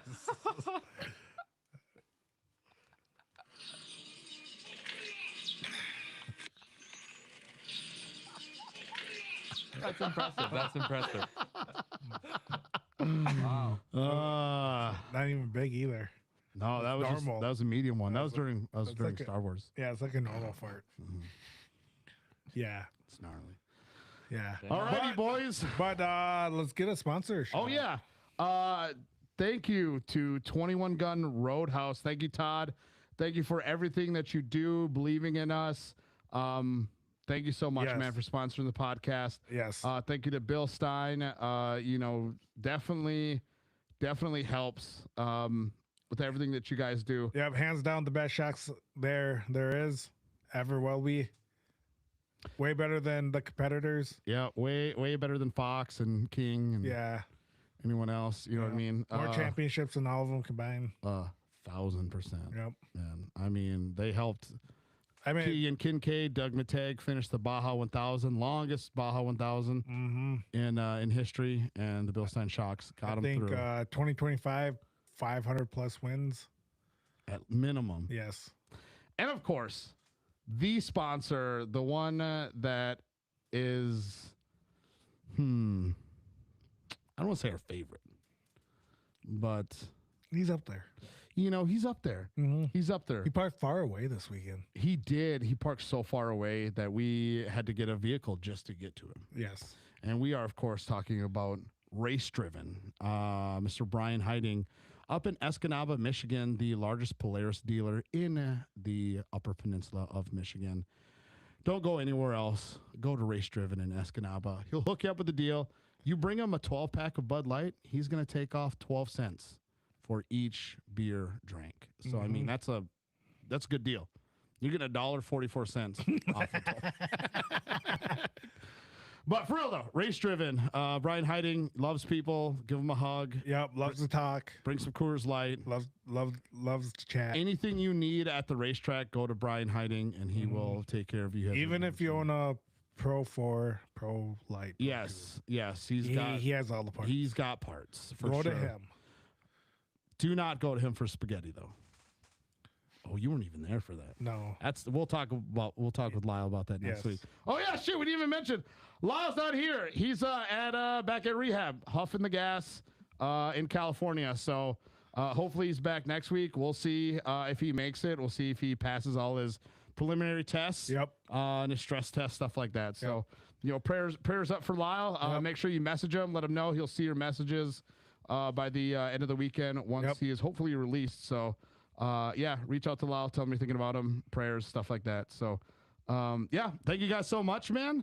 I am Tito Labine. This is Jeffrey Keeble. We've been joined by Connor Barry and Drake Mittag, and this has been the Impulse Show, and it's been a lot of fun. A lot of fun. Thank you guys for So- showing up. Thank you guys for coming down too. And let's go get something to eat now. Yeah. I feel so Yes, bad Guys for you enjoy guys. us or what? I don't know. I already. Oh. So. I'll join you. I think that you could eat more. Thank you. Yeah, you're probably right. All right, guys, thank you so much. Thank you for watching and listening. We love you. Bye.